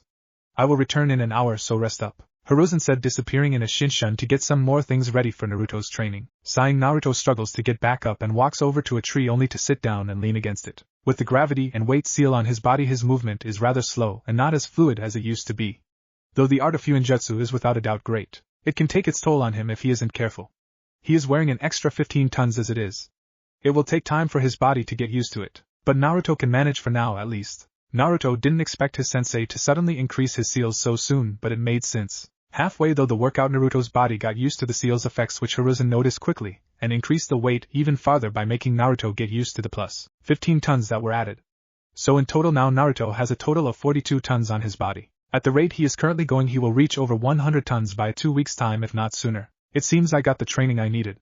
And since Gigi is the only one with this knowledge of seals in this village besides that one Sannin, it would only be fit that he teach me, as Guy-sensei's weights weren't affecting me anymore. Naruto said out loud, pondering if he should increase the seals before his body gets used to them. But he will cross that bridge when he comes to it. But first he should focus on recovering from his battle with his chakra and Yuki-powered clone, which were a lot tougher than they seem. He would have to ponder on this as time went on. He only could guess what would happen in a year or so. Closing his eyes, Naruto relaxed against the tree he is leaning against, letting and enjoying the small gentle cool breeze that is sweeping the training grounds right now. The young yokai did not suspect to be pulled into his mindscape to face his parasite of a tenet, Naruto's mindscape. Blinking, Naruto stands in ankle-feet deep water, looking at the giant prison that holds the Kyuubi at bay, whom is locked away within his very soul, tying them both together, though Naruto is more independent than the fox. The fox needs Naruto to stay alive, or the Shinigami will devour the rest of its soul, Naruto having an indifferent expression and the fox looking at its host with a curious gaze. The text Naruto read about the fox ring true though in some aspects. The fox is the size of an average mountain, powerful, 9 tails swaying behind the beast, and blood ruby eyes glaring at Naruto as menacing as possible. Well. Looks as my jailer have graced me with his presence. What do I own the honor? The fox said with sarcasm dripping in its voice, its booming voice hiding the fact that the fox in front of him is a female. Sweet rosy or honey smell? Yep, this fox is defiantly female. Odd that its voice makes it sound so much like a male. Interesting scent, Naruto thought to himself. It smelled like foxes, of course, nature, and maybe a hit of a lilac flower. I was pulled here. Do not misunderstand my intentions, I simply have no idea why I was brought here. My first assumption is you brought me here to chat, if you can call it that, Naruto said, not blinking or flinching at the sudden appearance of a giant claw a few centimeters from his face. Growling in annoyance, the fox glares at her host, not realizing she has been found out. Silence, Ningen. You're lucky that your Yandame seal is a strong one. Otherwise I will be enjoying your screams of agony right now, the fox snarled the yokai. Though there was no reaction whatsoever from Naruto. Though the thought of this fox calling him human felt like an insult to his demonic pride, as he did have pride in himself, and what he is. But he didn't have so much pride that his was a giant stick up his ass like a certain clan. He would have corrected the fox on this, but as Hiruzen Gigi says, deception is one of a shinobi greatness tools. So he will let this slide for now. Let the fox believe he is human, and in thus that luring it into a false sense of security. Let it believe that it only has a strong human host allowing it to believe it is right. It will pay for its mistake in due time, but until then Naruto will simply ignore the jabs at his former race. I doubt you will ever hear my screams. But thank you for informing me of your plans if I decide to release you, Naruto said calmly with a bored tone, not moved or impressed by the Kyuubi effort in threatening him. The only response he gotten was the form of a deep threatening growl, though Naruto could have done better in his true form. I will say this once. Why did you summon me here, Kyuubi? Naruto said with his golden slits hardening and his voice sounding ice cold. It made the Kyuubi eyes widen ever so slightly before going back to normal. I did not summon you, sorry excuse of a Ningen. You simply came here on your own. What were you doing is beyond me. To me you humans are all the same, and should be gotten rid of. I do not see why your kind exists at all, the Kyuubi said before turning away from Naruto, and trying to go back to sleep. Thinking that this human was simply not worth her time, completely unaware as to what Naruto is, or at least not thinking he is worth her time. Hell, she isn't even aware of the scent of dog coming from the yokai. Naruto calmly blinked at the mass of energy, thinking over what to do with her. It's clear as day to him she hasn't really took the time to really look at him to see what he is. In hindsight that might mark her downfall, as she failed to notice the markings on his face, including his non-human scent. But then again, he wasn't going to reveal it to her, as he saw no reason to. Disrespect him? He could let that, as it would bite her in the ass when the day came. Without wasting much time, Naruto closed his eyes again to ponder on leaving this place. He soon felt the tug and vanished, leaving the Kyuubi alone in its cell. Back outside of Mindscape, Naruto slowly opened his eyes to see that the sun was starting to raise. It has clearly been more than an hour since my rest started. Could it be that the old man forgot coming back? No, it's not like him to forget something like this. Something must have happened, Naruto thought before getting up and dusting himself off, stretching out some kinks before he suddenly fell to the ground, hitting it hard, leaving some cracks at the sudden increase of weight. He would have angry for this, but he already became aware of a all too familiar scent of tobacco and monkeys. Naruto's eyebrow twitched for a moment. Gigi, it's rude to do that to people who just got done resting. Naruto voiced out his opinion on what just happened. He felt some of his muscles snapped at the sudden increase of pressure. Not that it hurt, but it does sting like a damn bitch. He had no problems focusing his Yuki on healing his new injury. It would take a bit, but the pain didn't affect him that much other than being an annoyance. Naruto heard Hiruzen chuckle and wave his hands, saying he is sorry. Sorry, Naruto-kun. but I can't allow you to get used to the weights just yet. Hiruzen spoke honestly. How much weight this time? Naruto said with a calm voice, this time not letting himself being upset over such a development. 180 metric tons, Hiruzen spoke, in which made Naruto's eyes widen slightly. Trying to kill me? Naruto asked with a little bit of shock in his voice. How could he not? No, just preparing the future Hokage, Hiruzen said with a grin, not worried at all that the fact he just added the equivalent amount of 396,832 pounds to the young male in front of him. Naruto's eyes slightly twitch as he looks at the only man he trusts, and only thanks to 198.416 tons is he not slapping the man senseless. When you get used to the weights, come to my office. I will have a mission for you, Hiruzen said before leaving Naruto to sigh. Maybe I will die from the training if he goes too far. I myself do not know my own limitations yet. Naruto said as he couldn't move a finger. He literally cannot move. The sudden weight tore up some muscle and will take time to heal, but no longer than a few minutes now. If he wasn't a day yokai, this would have killed him. He doubts even a normal yokai could handle this pressure, and so suddenly. And thanks to the new total, Naruto no have to deal with 240.416 tons on his body. He swore if tons were not like pounds for demons, the old man might have some trouble, though he did smile faintly at the wonders that this would brought him, and the challenges he needed to face. Sesshomaru would no doubt believe that he is beyond these humans and that they were still lower than himself. As such, he wouldn't need to study their arts and learn some things. While Sesshomaru was strong, he did not better himself. His pride blinded him to some of the simplest things that would have made a vast improvement on his strength and power. Inuyasha would be too stubborn to listen, along with being too quick to act, thus not thinking things though clearly. In the end, those faults of theirs is what most likely got them killed. While both were strong, they failed to notice some simple things that would have doubled or tripled their strength. But Naruto had a certain hunger for knowledge and improving himself to the point he was strong enough to stand alone against an army, or yokai, or shinobi. But suppose those dreams or trials will have to wait. But damn, he does know one thing. Fuinjutsu is probably the best ninja art one can master, as there are no limits to the power of Fuinjutsu. Like Genjutsu, from his understanding that it solely depends on the user of the said art to come up with an idea and make it possible. Meaning it's solely dependent on one's imagination. Which Naruto himself has a very vivid one at that. A week later, Naruto trial to becoming clan head. Naruto stand back in his armor and battle attire. On the left side of his hip rest Tesseiga and Shizuka, calmly ready to be drawn at a moment's notice. His hair back up in its high ponytail, and his two bangs framing his face like a certain Hokage. But what is most curious is the file he holds in his right hand. A seemingly vanilla folder holding no more than a few pages containing what he has found about the leak of money that just suddenly disappears. Gazing at the door, Naruto looks impassive and bored as he waits to be called in by the clan heads to see if he is allowed to have a clan within the village, which isn't that hard. All he has to do is have a bloodline, marry 3 to 4 women to ensure that bloodline gets passed on, and a few other things that were not important by any great measure. Naruto looked to his left to see an Anbu just appearing after using the Shinshin technique, Uzumaki Dano.